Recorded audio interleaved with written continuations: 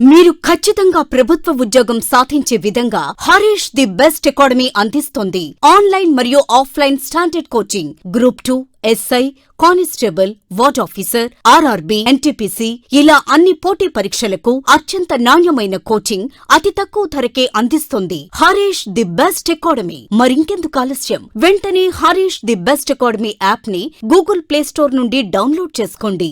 Harish the best academy. Phone number 8341116915.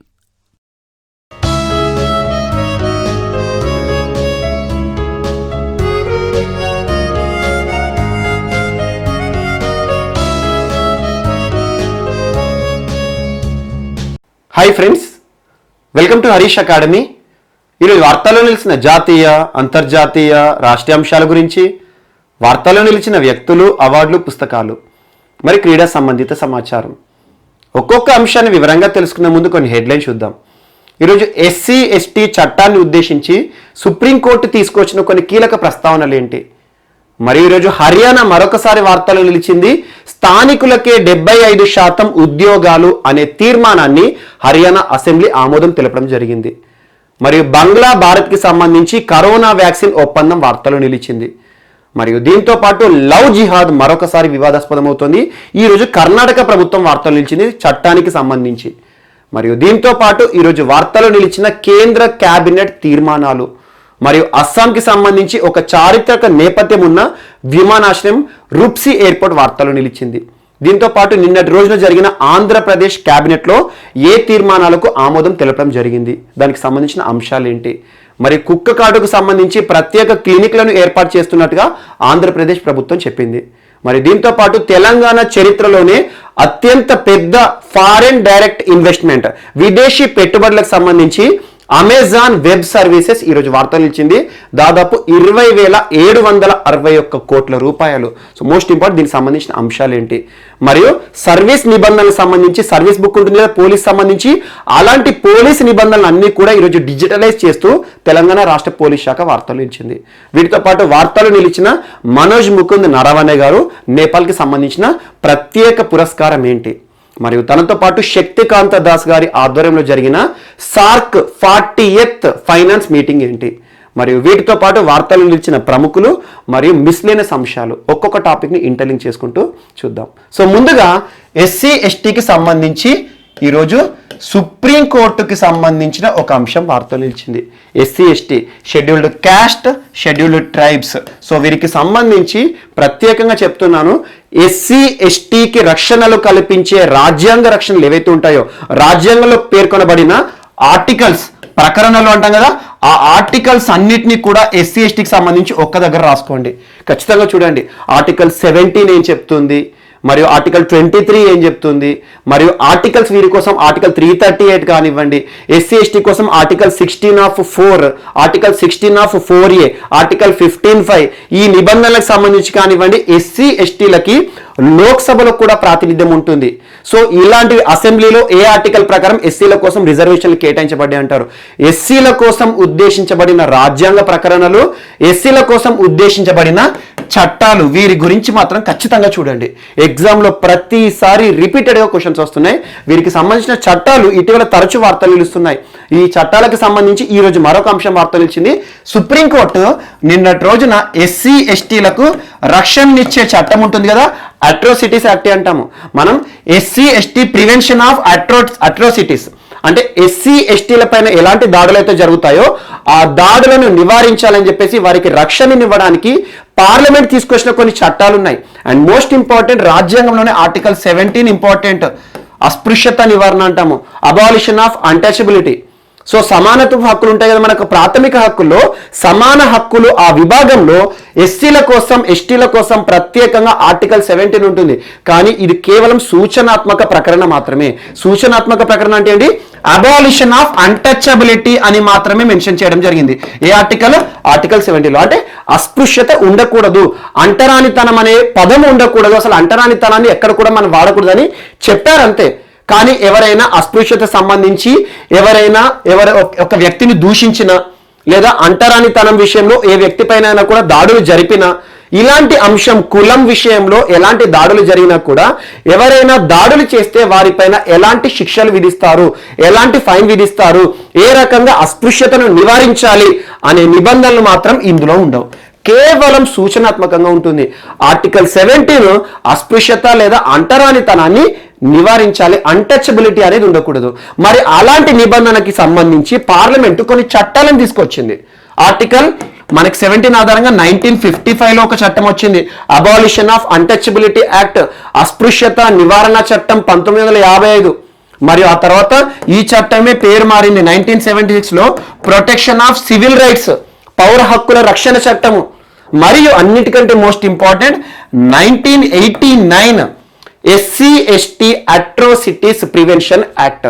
SC ఎస్టీల పైన ఎలాంటి దాడులు జరిగినా ఎవరైనా భారతదేశంలోని పౌరుడు కులం పేరుతో ఒక వ్యక్తిని, ముఖ్యంగా ఎస్సీ ఎస్టీ వర్గాలకు సంబంధించిన వ్యక్తిని దూషించిన, తిట్టిన, తన కులాన్ని ప్రస్తావిస్తూ తనని ఏదైనా ఒక రాంగ్ వర్డ్ తన పైన ప్రయోగించిన, వారి ఇంటి ముందు చెత్త పారేసిన, లేకపోతే ఉమ్మిన, ఎలాంటి అంశాలైనా కూడా వీరికి సంపూర్ణ రక్షణ కలిగించే విధంగా ఎస్సీ ఎస్టీల విషయంలో 1989 అనే సంవత్సరం మోస్ట్ ఇంపార్టెంట్.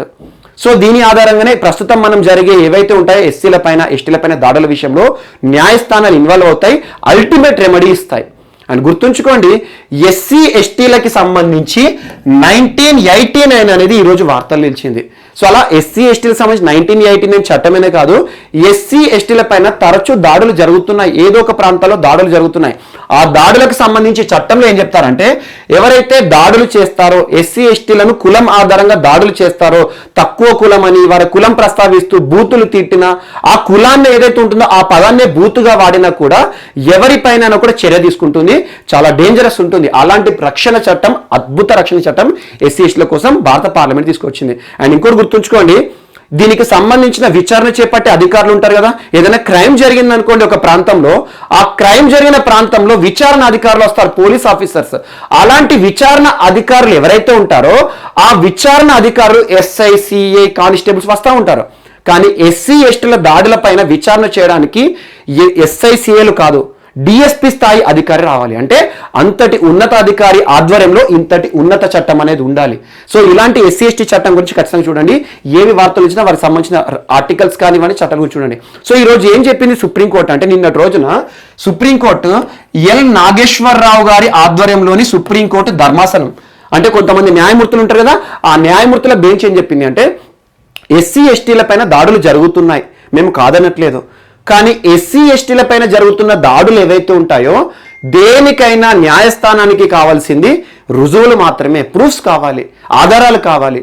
ఈరోజు 4 గోడల మధ్యలో ఎవరిపైన దాడి జరిగితే, 4 గోడల మధ్యలో ఒక వ్యక్తి, సదరు వ్యక్తి నా పైన దాడి చేశాడు, నన్ను దూషించాడు, అవమానించాడు, నా కులం పేరుతో తిట్టాడు అని చెప్పేసి 4 గోడల మధ్యలో జరిగే క్రైమ్స్ ఏవైతే ఉంటాయో వాటికి మేము ఎట్టి పరిస్థితుల్లో న్యాయాన్ని ఇవ్వలేము. కారణం ఏంటంటే, within the walls of four walls ఏవైతే ఉంటాయో ఆ 4 గోడల మధ్యలో ఎవరైతే బాధితుడు ఉంటాడో, ఎవరైతే బాధ పెట్టినవాడు ఉంటారో, వీరిద్దరి మధ్యలో మాత్రం జరిగింది. సో ఇలాంటి అంశానికి ఎలాంటి ఆధారాలు లేనప్పుడు వారికి సంబంధించి ఎలాంటి తీర్పులు కూడా మేము ఇవ్వలేము అని చెప్పేసి సుప్రీంకోర్టు నేను చెప్పింది. అంటే సింపుల్గా ఏం చెప్పిందంటే, ముఖ్యంగా 2019లో ఒక ఇష్యూ జరిగింది. 2019లో ఉత్తరప్రదేశ్కి సంబంధించిన ఇష్యూ. ఒక వ్యక్తి వర్మ అనే వ్యక్తి డిసెంబర్ 10, 2019 వర్మ అనే వ్యక్తి ఒక మహిళ ఇంటికి వెళ్ళాడంట. ఇంటికి వెళ్ళిన తర్వాత ఆ ఇంట్లో తన పైన అవమానించాడంట, తిట్టాడంట, కులం పేరుతో తిట్టాడంట. ఆ మహిళ ఈ చట్టం ఆధారంగా న్యాయస్థానాన్ని ఆశ్రయించింది, పోలీసులకు కంప్లైంట్ ఇచ్చింది. సో అక్కడ సాక్షులు ఎవరైతే ఉంటారో ఆ సాక్షుల కేటగిరీలో టోటల్ తన ఫ్యామిలీ మెంబర్సే ఉన్నారు, వేరే ఎవరు లేరు. అండ్ ఏదైతే ఉందో within the walls of 4 walls of house, ఇంట్లో మాత్రమే జరిగింది, తన సంబంధికులు మాత్రమే సాక్ష్యం చెప్తున్నారు, వీటిని మేము పరిగణించలేము. అండ్ ఇంకొక అంశాన్ని చెప్పింది, పబ్లిక్ ఇష్యూ అంటే ఏంటి, ముఖ్యంగా ప్రజల రద్దీ ఏదైతే ఉంటుందో, ఇంటి బయట మనం ఏదైతే ఉంటుందో, బయట పరిసర ప్రాంతాలు కానివ్వండి, ప్రజా రవాణా ఉండేవి కానివ్వండి, ఎవరైనా ప్రజలు అక్కడ ఇక్కడ నడుస్తూ ఉంటారు కదా, ముఖ్యంగా అవుట్ సైడ్ ఇంటికి బయట ఎక్కువగా జనసంచారం ఉండే ప్రదేశాల్లో వీరిపైన జరిగే దాడులు ఏవైతే ఉంటాయో ఆ ప్రాంతాల్లో జరిగేటివి మాత్రమే మేము కన్సిడర్ చేస్తాం. ఎందుకంటే ఆధారాలు లేదా సాక్ష్యాలు అనేవి సీసీ కెమెరాస్ ఉంటాయి, అక్కడ చూసే వ్యక్తులు ఉంటారు, అలా బయటి వ్యక్తి ఇచ్చే సాక్ష్యాలు ఉంటాయి. అలాంటి అంశాలు మాత్రమే పరిగణిస్తాము. ఈరోజు ఇంటి లోపల జరిగింది, ఇద్దరే ఉన్నప్పుడు జరిగింది అని చెప్పేసి ఎలాంటి ఆధారం లేని కేసులకు ఈ చట్టాన్ని వర్తింపలేము అని చెప్పేసి సుప్రీంకోర్టు చెప్పింది. నిజమే తెలుసుకోవచ్చు. ఎందుకంటే కొంతమందికి ఎగ్జాంపుల్ ఒక పర్సన్ మీద రైవలరీ ఉందనుకోండి, పగ ఉందనుకోండి, లేనిపోని ఒక సమయంలో అనుకోకుండా వారి మధ్యలో ఏదైనా ఒక ఇష్యూ జరిగినప్పుడు ఏది జరగకున్నా కూడా తనను టార్గెట్ చేసేస్తూ తను నన్ను దూషించాడు అని చెప్పేస్తే ఆటోమేటిక్గా ఈ చట్టం అసలే ఎస్సీ ఎస్టీ అట్రాసిటీ యాక్ట్ అనేది అల్టిమేట్ రెమెడీ ఇస్తుంది. ఆ కేసులో ఎవరైనా బుక్ అయితే మాత్రం తనకు జీవితాంతం కూడా చాలా శిక్షలు ఉంటాయి. సో అలాంటి చట్టాన్ని ఈరోజు ఎవరైనా పగ లేదా రైవల్ ఉన్న వ్యక్తి పైన తప్పుగా ప్రయోగించే అవకాశాలు కూడా ఉన్నాయి కదా.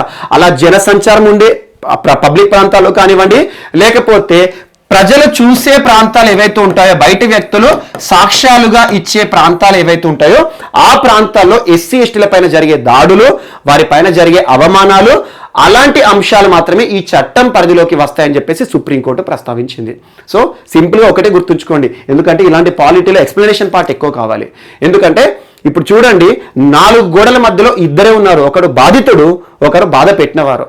సో వారు నిజంగానే బాధ పెట్టారా, లేదంటే పాత కక్షల ఆధారంగా ఈ రోజు తన పైన ఏదో ఒక అబంధాలు వేస్తున్నారో తెలియదు. అలాంటి పరిస్థితుల్లో ఈ చట్టం ఆధారంగానే కులం పేరుతో తిట్టాడు నన్ను అని చెప్పేసి, లేకపోతే నన్ను నా కులం ఆధారంగా చాలా వరకు దూషించాడు, అవమానించాడు, నా తలెత్తుకోలేకుండా చేశాడంటే ఆ 4 గోడల మధ్యలో గోడలు మాత్రమే ఉన్నాయి, వేరే ఎవరు లేరు. సో ఇలాంటి దాన్ని ఆ వ్యక్తికి కూడా హక్కులు ఉంటాయి కదా, మరి ఆ హక్కులను కాపాడడానికి ఈ చట్టాన్ని ఏ రకంగా ప్రయోగించాలి? నిర్ణీత సాక్ష్యాలు కానివ్వండి, పకడ్బందీ సాక్ష్యాలు, లేదా బయట వ్యక్తులు ఉండే సాక్ష్యాలు ఏవైతే ఉంటాయో, బయట జనజీవన స్రవంతి ఏదైతే ఉంటుందో జనాలు సంచరించే ప్రాంతాల్లో ఎస్సీ ఎస్టీల పైన దాడులను మాత్రమే మేము స్వీకరిస్తాం. ఈ చట్టము బయటి ప్రాంతాల్లో మాత్రమే అమలవుతుంది తప్పితే లోపలి ప్రాంతాల్లో అమలవ్వదు.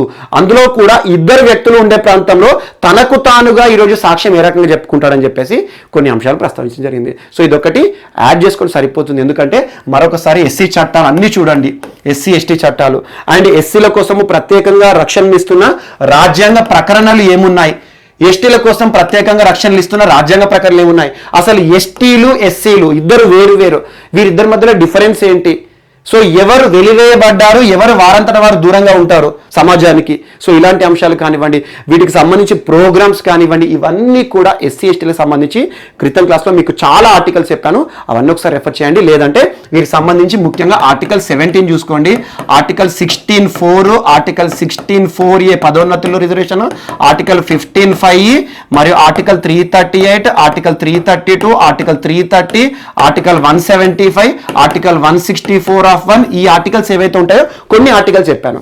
సో ఇలాంటి ఆర్టికల్స్ ఏవైతే వార్తలు నిలుస్తాయో అండ్ వీటికి సంబంధించి ఆర్టికల్ 338A కానివ్వండి, వీటి గురించి చూడండి, ఖచ్చితంగా ఎగ్జామ్ పెట్టాడుతారు. అండ్ రాజ్యాంగంలో పేర్కొనబడ్డ ప్రత్యేక షెడ్యూల్స్ ఏమున్నాయి, ప్రత్యేక ప్రాంతాలు, ఆ ప్రత్యేక ప్రాంతాలను ఉద్దేశించబడే షెడ్యూల్స్ ఏంటి, వాటి గురించి ప్రత్యేకంగా చదవండి, సరిపోతుంది. ఈరోజు ఇచ్చిన సుప్రీంకోర్టు డెసిషన్ ఏంటంటే ఒక చిన్న అంశం, అదేంటంటే 4 గోడల మధ్యలో జరిగే అంశాన్ని మేము పరిగణలోకి తీసుకోలేము, ఈ చట్టంలోకి ప్రయోగించలేము. కానీ బయటి ప్రదేశాల్లో జనాలు ఉండే ప్రాంతాలు జరిగిన మాట మాత్రం ఎస్సీ ఎస్టీ అల్టిమేట్ రెమెడీ ఇస్తుంది ఆ చట్టం అని చెప్పేసి సుప్రీంకోర్టు ప్రస్తావించడం జరిగింది. ఇది ఒక అంశం ఈ రోజున వార్తలు నిలిచింది. అండ్ నెక్స్ట్ లవ్ జిహాద్ మరొకసారి వార్తలో నిలిచింది. లవ్ జిహాద్, సో తరచూ లవ్ జిహాద్ గురించి మీకు చెప్తున్నాను. అంతకుముందు లవ్ జిహాద్ గురించి మీకు ఎక్స్ప్లెనేషన్ కూడా చేశాను. అసలు లవ్ జిహాద్ కాన్సెప్ట్ అంటే ఏందని చెప్పేసి ఇప్పుడు 2-3 సార్లు చెప్పాను. సో తరచూ వార్తలు ఇస్తుంది, మరొకసారి చూడండి, ఒక బేసిక్గా సింపుల్గా చెప్తాను. సో లవ్ జిహాద్ కాన్సెప్ట్ విషయంలో ఇప్పటి వరకు యూపీ వార్తలో నిలిచింది ఈ వారంలోనే, 2వ రాష్ట్రం హర్యానా వార్తలో నిలిచింది ఈ వారంలోనే, 3వది ఈరోజు కర్ణాటక కూడా లవ్ జిహాద్ సంబంధిత అంశంతో వార్తలు నిలిచింది. యూపీ రాష్ట్ర ముఖ్యమంత్రి యోగి ఆదిత్యనాథ్ గారు ఇటీవల రాష్ట్రంలో చోటు చేసుకుంటున్న లవ్ జిహాద్ అంశాలను దృష్టిలో ఉంచుకొని లవ్ జిహాద్ని ఎంత మాత్రం కూడా ప్రభుత్వం యాక్సెప్ట్ చేయదు, ఖచ్చితంగా పెద్ద తప్పుగా మేము పరిగణిస్తాము, ఈరోజు బలవంతంగా మత మార్పిడి అనే ఉద్దేశం ఆధారంగా దీన్ని మేము నేరంగా పరిగణిస్తామని చెప్పారు. దానికోసం రామ్ నామ్ సత్య హే అనే నినాదాన్ని వాడారు, రామ్ నామ్ సత్య హే అనే ఒక నినాదాన్ని కూడా ఇచ్చారు. అండ్ ఒక శక్తి చట్టం అనే ఒక చట్టాన్ని కూడా రూపకల్పన చేస్తామన్నారు. వెంటనే విత్ ఇన్ 1 డేలోనే హర్యానా రాష్ట్ర ముఖ్యమంత్రి మనోహర్ లాల్ ఖట్టర్ గారు కూడా ఇతనికి మద్దతు ఇచ్చాడు. మహారాష్ట్రంలో కూడా లవ్ జిహాద్ని అంతమొందించే వరకు ప్రభుత్వం నిద్రపోదు అని చెప్పారు. సో ఈ హర్యానా రాష్ట్ర ముఖ్యమంత్రి మనోహర్ లాల్ ఖట్టర్ కూడా ఆ రాష్ట్రం పరిధిలో లవ్ జిహాద్ని ఆపడానికి ప్రత్యేక చట్టాలు తీసుకొస్తున్నారు. ఈ రోజు కర్ణాటక రాష్ట్ర ముఖ్యమంత్రి యడియూరప్ప బీజేపీ యడియూరప్ప గారు మరొక ప్రస్తావన చేశారు. మా రాష్ట్రంలో లవ్ జిహాదీ అనే పదం తరచూ వినబడుతోంది. ఈ కులం పేరుతో, ప్రేమ పేరుతో, పెళ్లిళ్ళ పేరుతో ఈ కులాలను మార్చే ప్రక్రియని ఎంత మాత్రం ప్రభుత్వము ఒప్పుకోదు. వీరిపైన సివియర్గా నేరాన్ని పరిగణించేసేసి శిక్షలు విధిస్తామని చెప్పేసి యడియూరప్ప గారు చెప్పారు. సో లవ్ జిహాద్ విషయంలో ప్రత్యేకంగా చట్టాన్ని రూపకల్పన చేయాలని చెప్పేసి హోంమంత్రి ఆధ్వర్యంలో ఒక కమిటీని కూడా వేశారు.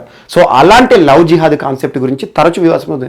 యాక్చువల్గా లవ్ జిహాద్ అనే కాన్సెప్ట్ ఫస్ట్ కేరళ, కర్ణాటక రాష్ట్రాల్లో ప్రారంభమైంది. ముఖ్యంగా ఈ 2010 సంవత్సరం నుండి ఎక్కువ వినిపిస్తుంది.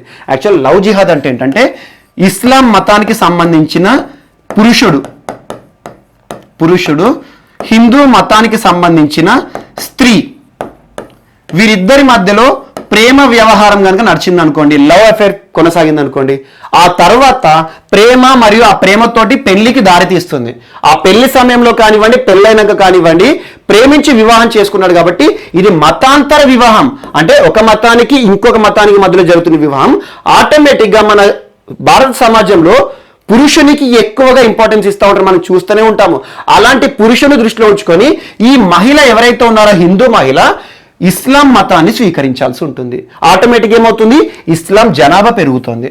సో ఇలా ఒక ప్రేమ పెళ్లి అనే ఉద్దేశంతో ఎవరైనా కూడా మతాన్ని మార్చే కార్యక్రమాలను చేపడితే మాత్రం ఖచ్చితంగా ప్రభుత్వాలు యాక్సెప్ట్ చేయవన్నారు. అండ్ ఇంకోటి గుర్తుంచుకోండి, చాలా వరకు మన సొసైటీలో ఇలాంటి మ్యారేజ్ చూస్తాం, కానీ ప్రతి ఒక్కటి లవ్ జిహాద్ కాదు. ఇటీవల కాలంలో లవ్ జిహాద్ అని చెప్పేసి దీన్ని హైలైట్ చేస్తున్నారు. కాబట్టి ప్రతి ఒక్క మతాంతర వివాహము, ఈరోజు మతాలు మార్చుకునే ప్రక్రియ అన్ని కూడా ప్రేమలు పెళ్లితో జరగట్లేదు. కొంతమంది ఇష్టంగా జరుపుకుంటారు, మతాలు మార్చుకుంటారు. ఏ మతంలో విశ్వాసం అనిపిస్తుందో ఆ మతాన్ని స్వీకరించవచ్చు. అండ్ గుర్తుంచుకోండి, రాజ్యాంగంలోని ఆర్టికల్ 25 ప్రాథమిక హక్కు మనకి మతాన్ని మార్చుకునే హక్కు ఇవ్వబడింది. సో అలా ఈ ఇస్లాం మతస్థులు ఇప్పుడు ఇటీవల కాలంలో ఎక్కువగా చూడండి, ఈ 3 రాష్ట్రాలు కూడా బీజేపీ పరిపాలిత ప్రాంతాలు ఎక్కువగా చూడండి. ఈ రాష్ట్రాల్లోనే ఎక్కువగా చట్టాలకు సంబంధించిన అంశం వార్తలు నిలుస్తుంది. ఎక్కువగా ఏంటంటే నార్త్ ఇండియాలో ఇటీవల వివాదాస్పదం ఏంటంటే కొన్ని గ్రూప్స్ పనిచేస్తున్నాయి, అందరూ అనకూడదు. కొన్ని గ్రూప్స్, కొంతమంది ఏం చేస్తున్నారట అంటే దానికి సంబంధించి ఆధారాలు కూడా లేవు. ప్రభుత్వం ఏమంటుందంటే ఆధారాలు ఉన్నాయని చెప్పేసి కొన్ని గ్రూప్స్ ఏం చేస్తున్నాయి అంటే ఈరోజు హిందువులను టార్గెట్ చేస్తూ ఇస్లాం యువకులను, హిందూ మహిళలు ఉంటారు కదా యువతులు, వారితో లవ్ అఫేర్ నడిపించేలా చేస్తున్నారంట.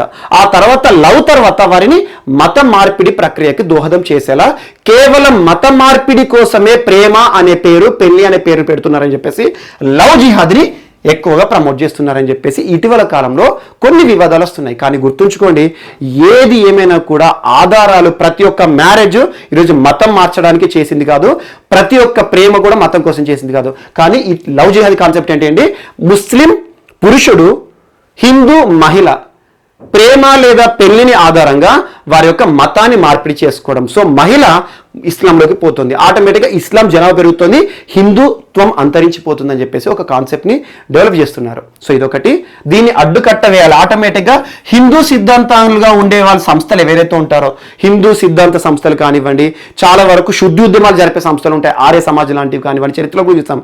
ఇలాంటి సంస్థలు ఏంటంటే చెప్తున్నాయి అంటే లవ్ జిహాద్ని ప్రేరేపించకూడదు, ఎట్టి పరిస్థితుల్లో దీన్ని యాక్సెప్ట్ చేయకూడదు, కావాలని ఇస్లాం మతస్థులు హిందువులను టార్గెట్ చేస్తూ మతాలను మార్చేస్తున్నారని చెప్పేసి అన్నది. అండ్ దీనికి సంబంధించి న్యాయ వ్యవస్థ కూడా కొన్ని కీలక తీర్పులను ఇచ్చింది. అలహాబాద్ హైకోర్టు ఏం చెప్పిందంటే పెళ్లిళ్ళ పేరుతో ఎవరైనా మతం మార్పిడి చేస్తే వారిని క్రైమ్ కింద కన్సిడర్ చేసేసి వారికి శిక్షను విధిస్తామని చెప్పేసి అలహాబాద్ హైకోర్టు సంచలన తీర్పులు ఇచ్చింది. ఒక మోస్ట్ ఇంపార్టెంట్ కేసు చూడండి, నూర్ జహాన్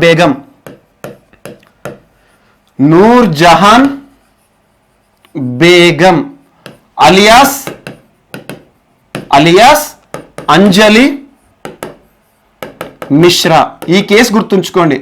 లవ్ జిహాద్ విషయాన్ని సుప్రీంకోర్టు కూడా మరియు అలహాబాద్ హైకోర్టు కూడా కొన్ని కీలక ప్రస్తావనలు చేసింది. లవ్ జిహాద్ని ఎవరు ప్రసంగించారు, కాకపోతే ప్రేమ పెళ్లిళ్ళ పేరుతో మతాలను మార్పిడి చేయడం మాత్రం సహించము అని చెప్పేసి ఈ కేసులో న్యాయస్థానాలు చెప్పాయి. అలహాబాద్ హైకోర్టు చెప్పింది.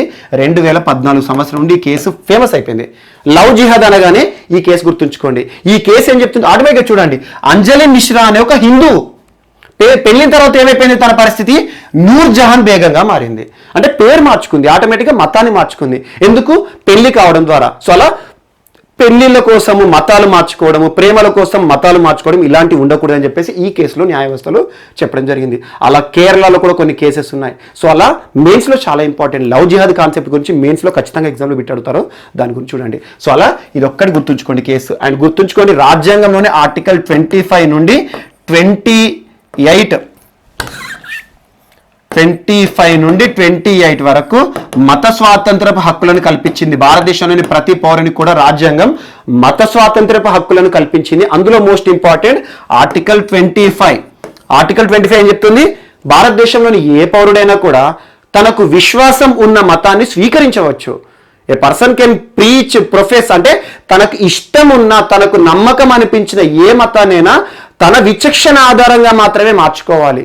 అంటే మత మార్పిడి, ఈరోజు ఎగ్జాంపుల్ హిందూగా ఉన్న నేను రేపు ఇస్లాంని స్వీకరించవచ్చు. ఇస్లాం మత నియమాలు నచ్చితే అందులోనే నాకు నమ్మకం ఏర్పడితే అందులోనే కొనసాగవచ్చు. లేదా అది నచ్చకపోతే క్రిస్టియానిటీకి పోవచ్చు, అది నచ్చకపోతే బుద్ధిజంకి పోవచ్చు, అది నచ్చకపోతే మళ్ళీ హిందూస్కి రావచ్చు. సో ఇలా నా విచక్షణ, నా ఆలోచన ఆధారంగా నేను ఏ మతానైనా స్వీకరించుకోవచ్చు. కానీ బలవంతంగా మత మార్పిడి మాత్రం చేయకూడదని చెప్తుంది ఈ ఆర్టికల్. అండ్ కొన్ని సర్లా ముద్గల్ లాంటి కేసెస్ ఇంపార్టెంట్. పాలిటీలు చూడండి, సర్లా ముద్గల్ లాంటి కేసెస్లో ఏముంటుందంటే, ఈరోజు మత వ్యవస్థల్లో, మన హిందూ వ్యవస్థలో కానివ్వండి, ముస్లిం వ్యవస్థలో వివాహ వ్యవస్థలు కూడా డిఫరెంట్గా ఉంటాయి. హిందూ వివాహ వ్యవస్థ వేరే ఉంటుంది, ముస్లిం వివాహ వ్యవస్థ వేరే ఉంటుంది, క్రిస్టియానిటీ వివాహ వ్యవస్థ వేరే ఉంటుంది. అలా ఒక్కొక్కరికి కొన్ని మతాల్లో వివాహం అనేది సింపుల్గా జరిగిపోతుంది, కానీ విడాకులు కష్టంగా ఉంటాయి. కొన్ని మతాల్లో విడాకులు అనేవి చాలా ఈజీగా ఉంటాయి, కానీ వివాహ వ్యవస్థ కఠినంగా ఉంటుంది. కొన్ని మతాల్లో వివాహము విడాకులు రెండు సులభంగానే ఉంటాయి. కొన్ని మతాల్లో ఒకటి కష్టంగా ఉంటే ఒకటి ఈజీగా ఉంటుంది. అంటే ఎగ్జాంపుల్ హిందూ మతం చూడండి. హిందూ మతాల్లో చాలా మందికి రిజిస్ట్రేషన్ అనేది ఉండదు. అదే ఇస్లాం మతంలో పెళ్లి సమయంలో రిజిస్ట్రేషన్ ఉంటుంది. అదే హిందూ మతంలో రిజిస్ట్రేషన్ లేని మ్యారేజ్కి కూడా విడాకుల సమయంలో చాలా కష్టంగా న్యాయస్థానాల చుట్టూ ఒక నెల పాటు ప్రాసెస్ జరుగుతుంది. సో ఏ మత ఆచారాల వాళ్ళే, ఏ మత నమ్మకాలు వాళ్ళే. సో ఏదైనా కూడా ఏ మతం నమ్మేవారు ఆ మతం నమ్మొచ్చు, కానీ ఒక మతాన్ని బలవంతపు మతంగా మార్పిడి చేయకూడదు. సో మతం మార్పిడి అనేది బలవంతంగా ఉండకూడదని చెప్పేసి ఈ ఆర్టికల్లో చెప్పడం జరుగుతుంది. అండ్ మనం క్రితం చరిత్రలో చూస్తూ ఉంటాం, తబ్లిక్ ఉద్యమం కానివ్వండి, చాలా వరకు కూడా ఈ తబ్లిక్ ఉద్యమం అంటే ఏంటంటే ఫోర్స్ఫుల్గా హిందువుల నుండి ముస్లింగా మార్చడం. దానికి సేమ్గా భారతదేశంలో ఇస్లాం ఆగమనం తర్వాత శుద్ధి ఉద్యమాన్ని చేపట్టింది. ఎవరైతే ముస్లింలుగా మార్చబడిన హిందువులు ఉంటారో వారందరినీ కూడా గర్వాపసి అని, శుద్ధి ఉద్యమం అని అలాంటి చేపట్టి అవన్నీ కూడా హిస్టరీలో జరిగాయి. కానీ ఈ రోజున ఎక్కువగా లవ్ జిహాదీ కాన్సెప్ట్ వినిపిస్తుంది.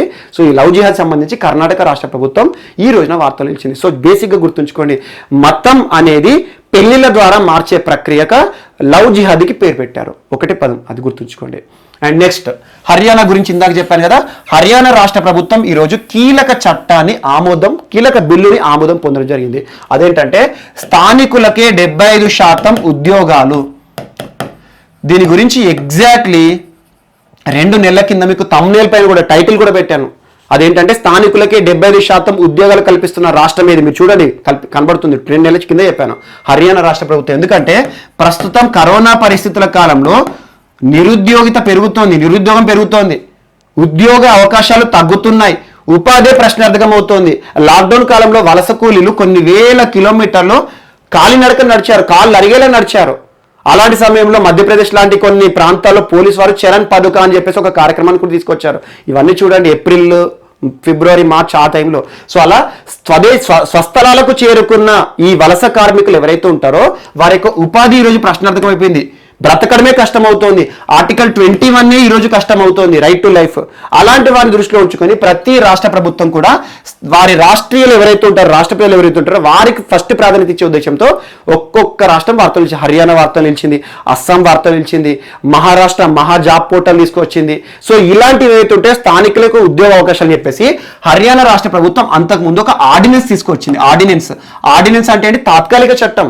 ఆ తాత్కాలిక చట్టాన్ని నిన్నటి రోజున హర్యానా అసెంబ్లీ ఆమోదం తెలపడం జరిగింది, అసెంబ్లీ ఆమోదం తెలపడం జరిగింది, ఆటోమేటిక్ గా గవర్నర్ ఆమోదం పొందితే అది చట్టంగా మారుతుంది. సో అలా స్థానికులకి, అండ్ ఈ స్థానికులకి 75 ఉద్యోగాలు అనేవి ప్రభుత్వ రంగానికి మాత్రమే కాదు, ప్రైవేట్ ఉద్యోగాలు.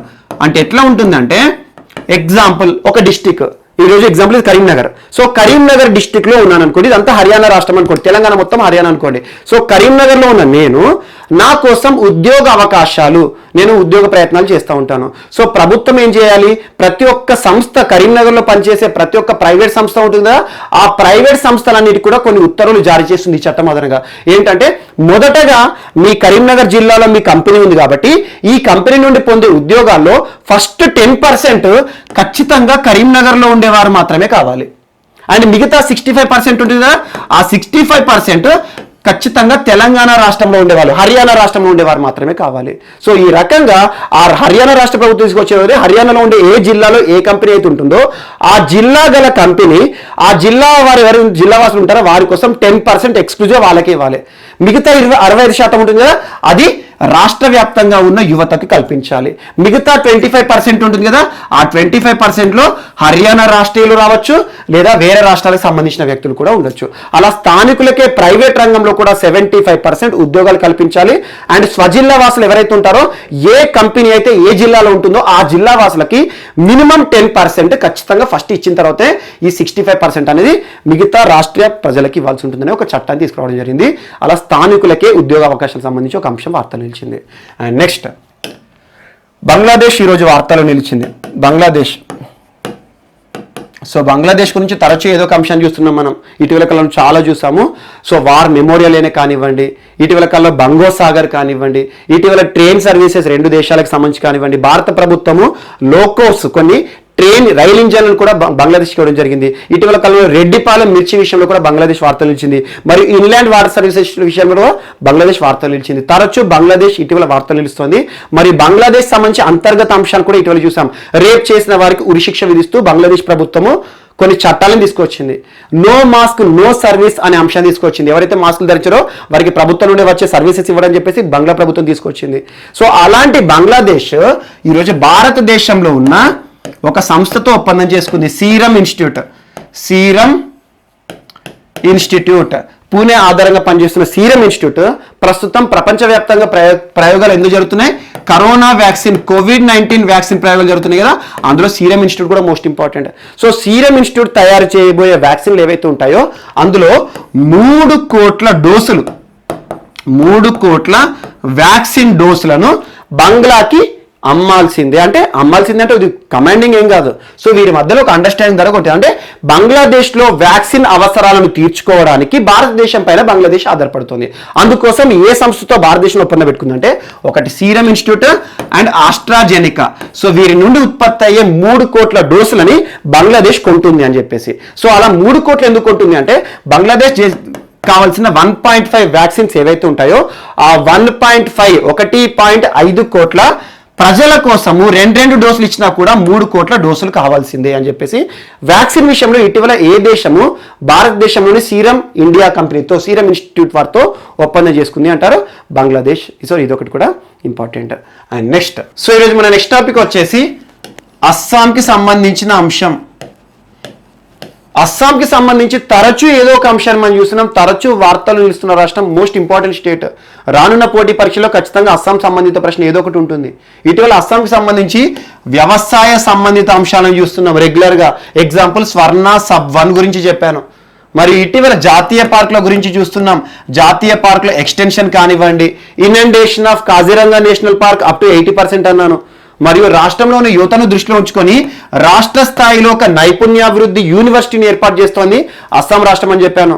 మరియు రాష్ట్రంలో ఉన్న మహిళల కోసం స్వనిర్భర్ నారి ఆత్మనిర్భర్ అస్సాం అనే ఒక కార్యక్రమాన్ని ప్రారంభించింది. మరియు వీటితో పాటు అస్సాంకి సంబంధించి ఇటీవల అభివృద్ధి కార్యక్రమాలు కానివ్వండి, లాజిస్టిక్ పార్కులు కానివ్వండి, అస్సాం అగర్ సంబంధించిన అంశాలు కానివ్వండి తరచు చూస్తున్నాం. సో అలాంటి అస్సాంలో ఈ రోజున ఒక విమానాశ్రయం వార్తలో నిలిచింది. విమానాశ్రయం రుప్సీ విమానాశ్రయం. రుప్సీ మోస్ట్ ఇంపార్టెంట్, ఒక చారిత్రక నేపథ్యం ఉన్న విమానాశ్రయం. అండ్ ఎగ్జామ్లో ఎలా పెట్టారు, డైరెక్ట్ వార్తలు ఇచ్చిన విమానాశ్రయం కదా. రుప్సీ విమానాశ్రయం ఏ రాష్ట్రంలో ఉంది అంటారు. సో అలాంటి ప్రశ్నలు ఏవైతే ఉంటాయో వార్తలు నిలుస్తున్న విమానాశ్రయాల గురించి చూడండి. ఈరోజు ఎయిర్పోర్ట్స్ అథారిటీ ఆఫ్ ఇండియా ఒక ప్రస్తావన చేసింది, ఒక ప్రెస్ స్టేట్మెంట్ ఇవ్వడం జరిగింది.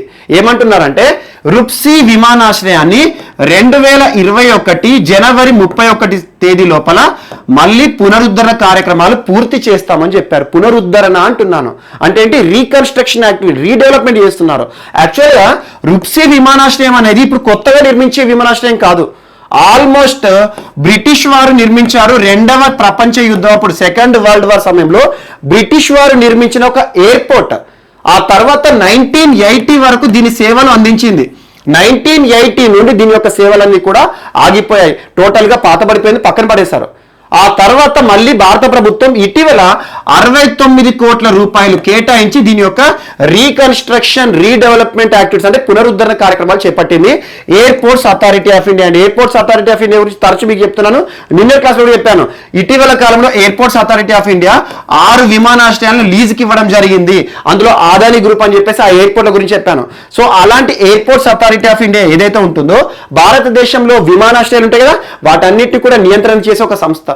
సో అలా ఎయిర్పోర్ట్స్ అథారిటీ ఆఫ్ ఇండియా రుప్సీ విమానాశ్రయానికి సంబంధించి కొన్ని కీలకమైన ప్రస్తావనలు ఈ రోజు చేసింది ప్రెస్ స్టేట్మెంట్. సో అలా ఈ విమానాశ్రయం ఒక పాత విమానాశ్రయం, చారిత్రక నేపథ్యం ఉన్న విమానాశ్రయం జనవరి 31 తేదీ 2021 కల్లా దీని యొక్క అభివృద్ధి కార్యక్రమాలు అన్ని పూర్తవుతాయి.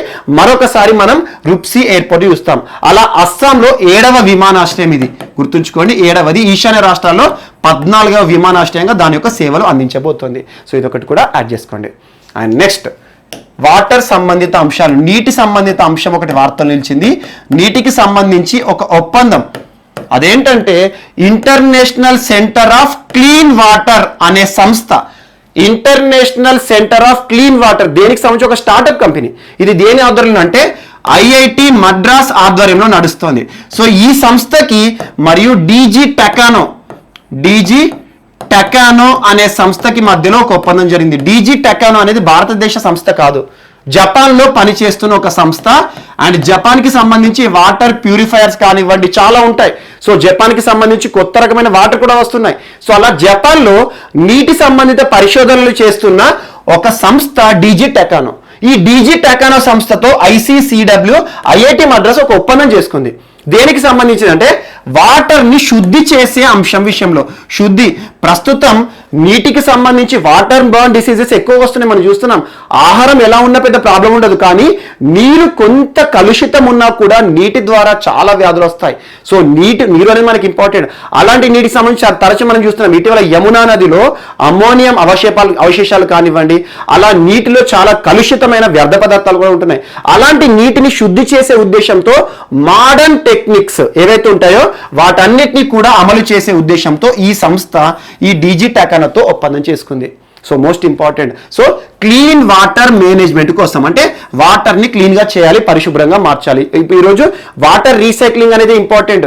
ముఖ్యంగా సింగపూర్ చూడండి, ఇటీవల కాలం సింగపూర్ గురించి చూస్తున్నాం మనం తరచు. ఈ స్కిన్ కానివ్వండి, ఇటీవల ఫేస్ రికగ్నిషన్ ఆధారంగా పౌర సరఫరాలు ఇస్తున్న దేశం సింగపూర్. సో అలాంటి సింగపూర్లో వాటర్ని రీసైకిల్ చేసి వాడతారు. ఎయిర్పోర్ట్స్ ఉంటాయి కదా సింగపూర్లో, ఆ ఎయిర్పోర్ట్స్ ఇటీవల చాంగి విమానాశ్రయం గురించి మీకు చెప్పాను. ఎయిర్పోర్ట్స్ సురక్షిత విమానాశ్రయాల్లో మన ఢిల్లీకి సంబంధించి సెకండ్ ప్లేస్లో ఉంటే ఫస్ట్ చాంగి విమానాశ్రయం సింగపూర్లో ఉంది. అలాంటి ఎయిర్పోర్ట్స్ ఏవైతే ఉంటాయి అక్కడ అన్ని కూడా వాటర్ మొత్తం రీసైకిల్. ఈరోజు వాటర్ మనమి టాయిలెట్ సౌకర్యాల కోసము బాత్రూంలో వాడతాం కదా, ఆ వాటర్ని మళ్ళీ పునరుత్పాదన చేస్తారు. అంటే రీసైకిల్ చేసేసి మళ్ళీ మనం వాడుకోవడానికి సౌకర్యం తీసుకెళ్ళి. ఎందుకంటే నీరు అనేది రానున్న కాలంలో చాలా ఇంపార్టెంట్. నీటి కోసం యుద్ధాలు కూడా జరుగుతాయి చూడండి. అలాంటి నీటిని దృష్టిలో ఉంచుకొని ఉన్న నీరు ఏవైతే ఉంటాయో ముఖ్యంగా కలుషిత నీటిని శుభ్రంగా ఏ రకంగా మార్చాలి, అలాంటి టెక్నిక్స్ విషయంలో జపాన్తో ఒక ఒప్పందం జరిగింది ICCWకి. సో ఇదొకటి ఇంపార్టెంట్. అండ్ దీనికి ఇంకొక పాయింట్ యాడ్ చేసుకోండి.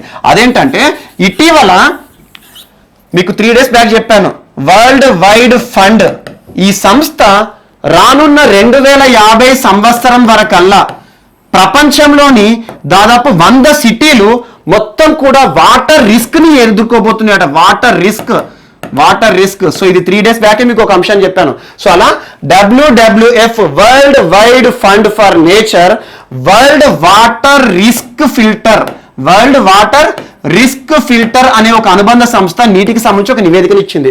ప్రపంచవ్యాప్తంగా ప్రపంచంలోని అగ్రగామి దేశాలన్నింటినీ కూడా కన్సిడర్ చేసింది. అందులో కొన్ని సిటీస్ ఉంటాయి కదా, ఎక్కువగా జనసంచారము, జనాలు నివసించే ప్రాంతాలు ఏవైతే ఉంటాయో, అండ్ మీరు చరిత్రలో కూడా చూడండి, సింధు నాగరికతనే కానివ్వండి, ఆర్యుల వేదకాలపు నాగరికత కానివ్వండి, ఎక్కడైతే నీటి సౌకర్యాలు నదులు ఉంటాయో నదుల పక్కన నీటి పక్కనే మన యొక్క ఆవాసాలు నిలవయ్యాయి. ఎందుకంటే ఈరోజు చరిత్ర అనేది నీరున్న ప్రాంతాల నుండి పుట్టింది. ఎక్కువంటే నీరు ఎక్కువగా ఉండే ప్రాంతాల్లో ఎక్కువ జనసంచారం ఉండేది, ఆ నీటిపై ఆధారపడేవారు. అలాంటి నీటికి సంబంధించి ఈరోజు ఎక్కడైతే జనసంచారం ఎక్కువగా ఉందో ఆ జనాలు నివసించే ప్రాంతాల్లో ప్రపంచమంతా కూడా కొన్ని సిటీలు తీసుకున్నారు, 100 సిటీలు తీసుకున్నారు. ఆ 100 సిటీలు కూడా 2050 సంవత్సరానికల్లా అసలు నీరు కూడా దొరకని పరిస్థితి. సో చాలా తీవ్ర నీటి సంక్షోభాన్ని చూడబోతున్నాయని ఒక రిపోర్ట్ ఇచ్చారు. ఆ 100 సిటీల్లో కూడా 1/3 ఇండియాలోనే ఉన్నాయి. సో దాదాపు ఇండియాలో 30 సిటీలు, పెద్ద సిటీలు, అందులో ఇండియాలో కూడా నెంబర్ 1 సిటీ ఏంటంటే ఈ 30లో కూడా జైపూర్ మొత్తం ప్రపంచంలో 45th ప్లేస్ లో ఉంది. జైపూర్ ఏంటంటే రానున్న రోజుల్లో తీవ్ర నీటి సౌకర్యాలు లేక ఆ ప్రాంతం మొత్తం కూడా ఎడారిగా మారే అవకాశం. ఆల్రెడీ రాజస్థాన్ మొత్తం కూడా ఎడారిగా ఉంటుంది, వెస్టర్న్ రాజస్థాన్ తారెడారి. అలాంటి ప్రాంతాలు ఏవైతే ఉంటాయో మిగతా ప్రాంతాలు కూడా జైపూర్ ఏదైతే ఉంటుందో ఆ జైపూర్ లో వాటర్ రిస్క్ కండిషన్ సివియర్ గా ఉండబోతుంది. ఇప్పటి నుండే నీటి సంరక్షణ చర్యలు తీసుకోవాలని చెప్పేసి ఈ సిటీస్ అన్నిటికీ కూడా కొన్ని ప్రికాషన్స్ ఇవ్వడం జరిగింది. అలా భారతదేశంలోనే ప్రపంచంలోని 100 వాటర్ రిస్క్ సిటీస్ లో ఇండియాలో 30 ఉన్నాయని చెప్పేసి ఒక అంశం చెప్పారు. సో ఇదొకటి కూడా యాడ్ చేసుకోండి. అండ్ ఇంకొక అంశం, ఈరోజు నీటికి సంబంధించి ఒక అంశాన్ని చెప్పాను కదా, లుహ్రీ ప్రాజెక్ట్ యాడ్ చేసుకోండి. Luhri project, Luhri hydro power project, hydro power project, Luri అనండి. సో ఏ రాష్ట్రంలో నిర్మితం అవుతుంది అంటారు. సో వాటర్ ప్రాజెక్టే కానీ ఏదైనా ప్రాజెక్ట్ నిర్మితం అవుతే దాని గురించి ఎక్కడ అని చూడండి సరిపోతుంది. ఇది సట్లెజ్ నది పైన నిర్మితం అవుతున్న ఒక హైడ్రో పవర్ ప్రాజెక్ట్. సట్లెజ్ అనగానే ఏంటి, ఉత్తర భారతదేశం. ఏ రాష్ట్రం, హిమాచల్ ప్రదేశ్లోని కుల్లు ప్రాంతం, కుల్లు మనాలి టూరిస్ట్ పరంగా చాలా ఇంపార్టెంట్. సో కుల్లు ప్రాంతంలో నిర్మితం అవుతున్న ఒక ప్రాజెక్ట్. దీనికి ఇటీవల కేంద్ర ప్రభుత్వం cabinet committee on economic affairs అంటే కేంద్ర ప్రభుత్వం.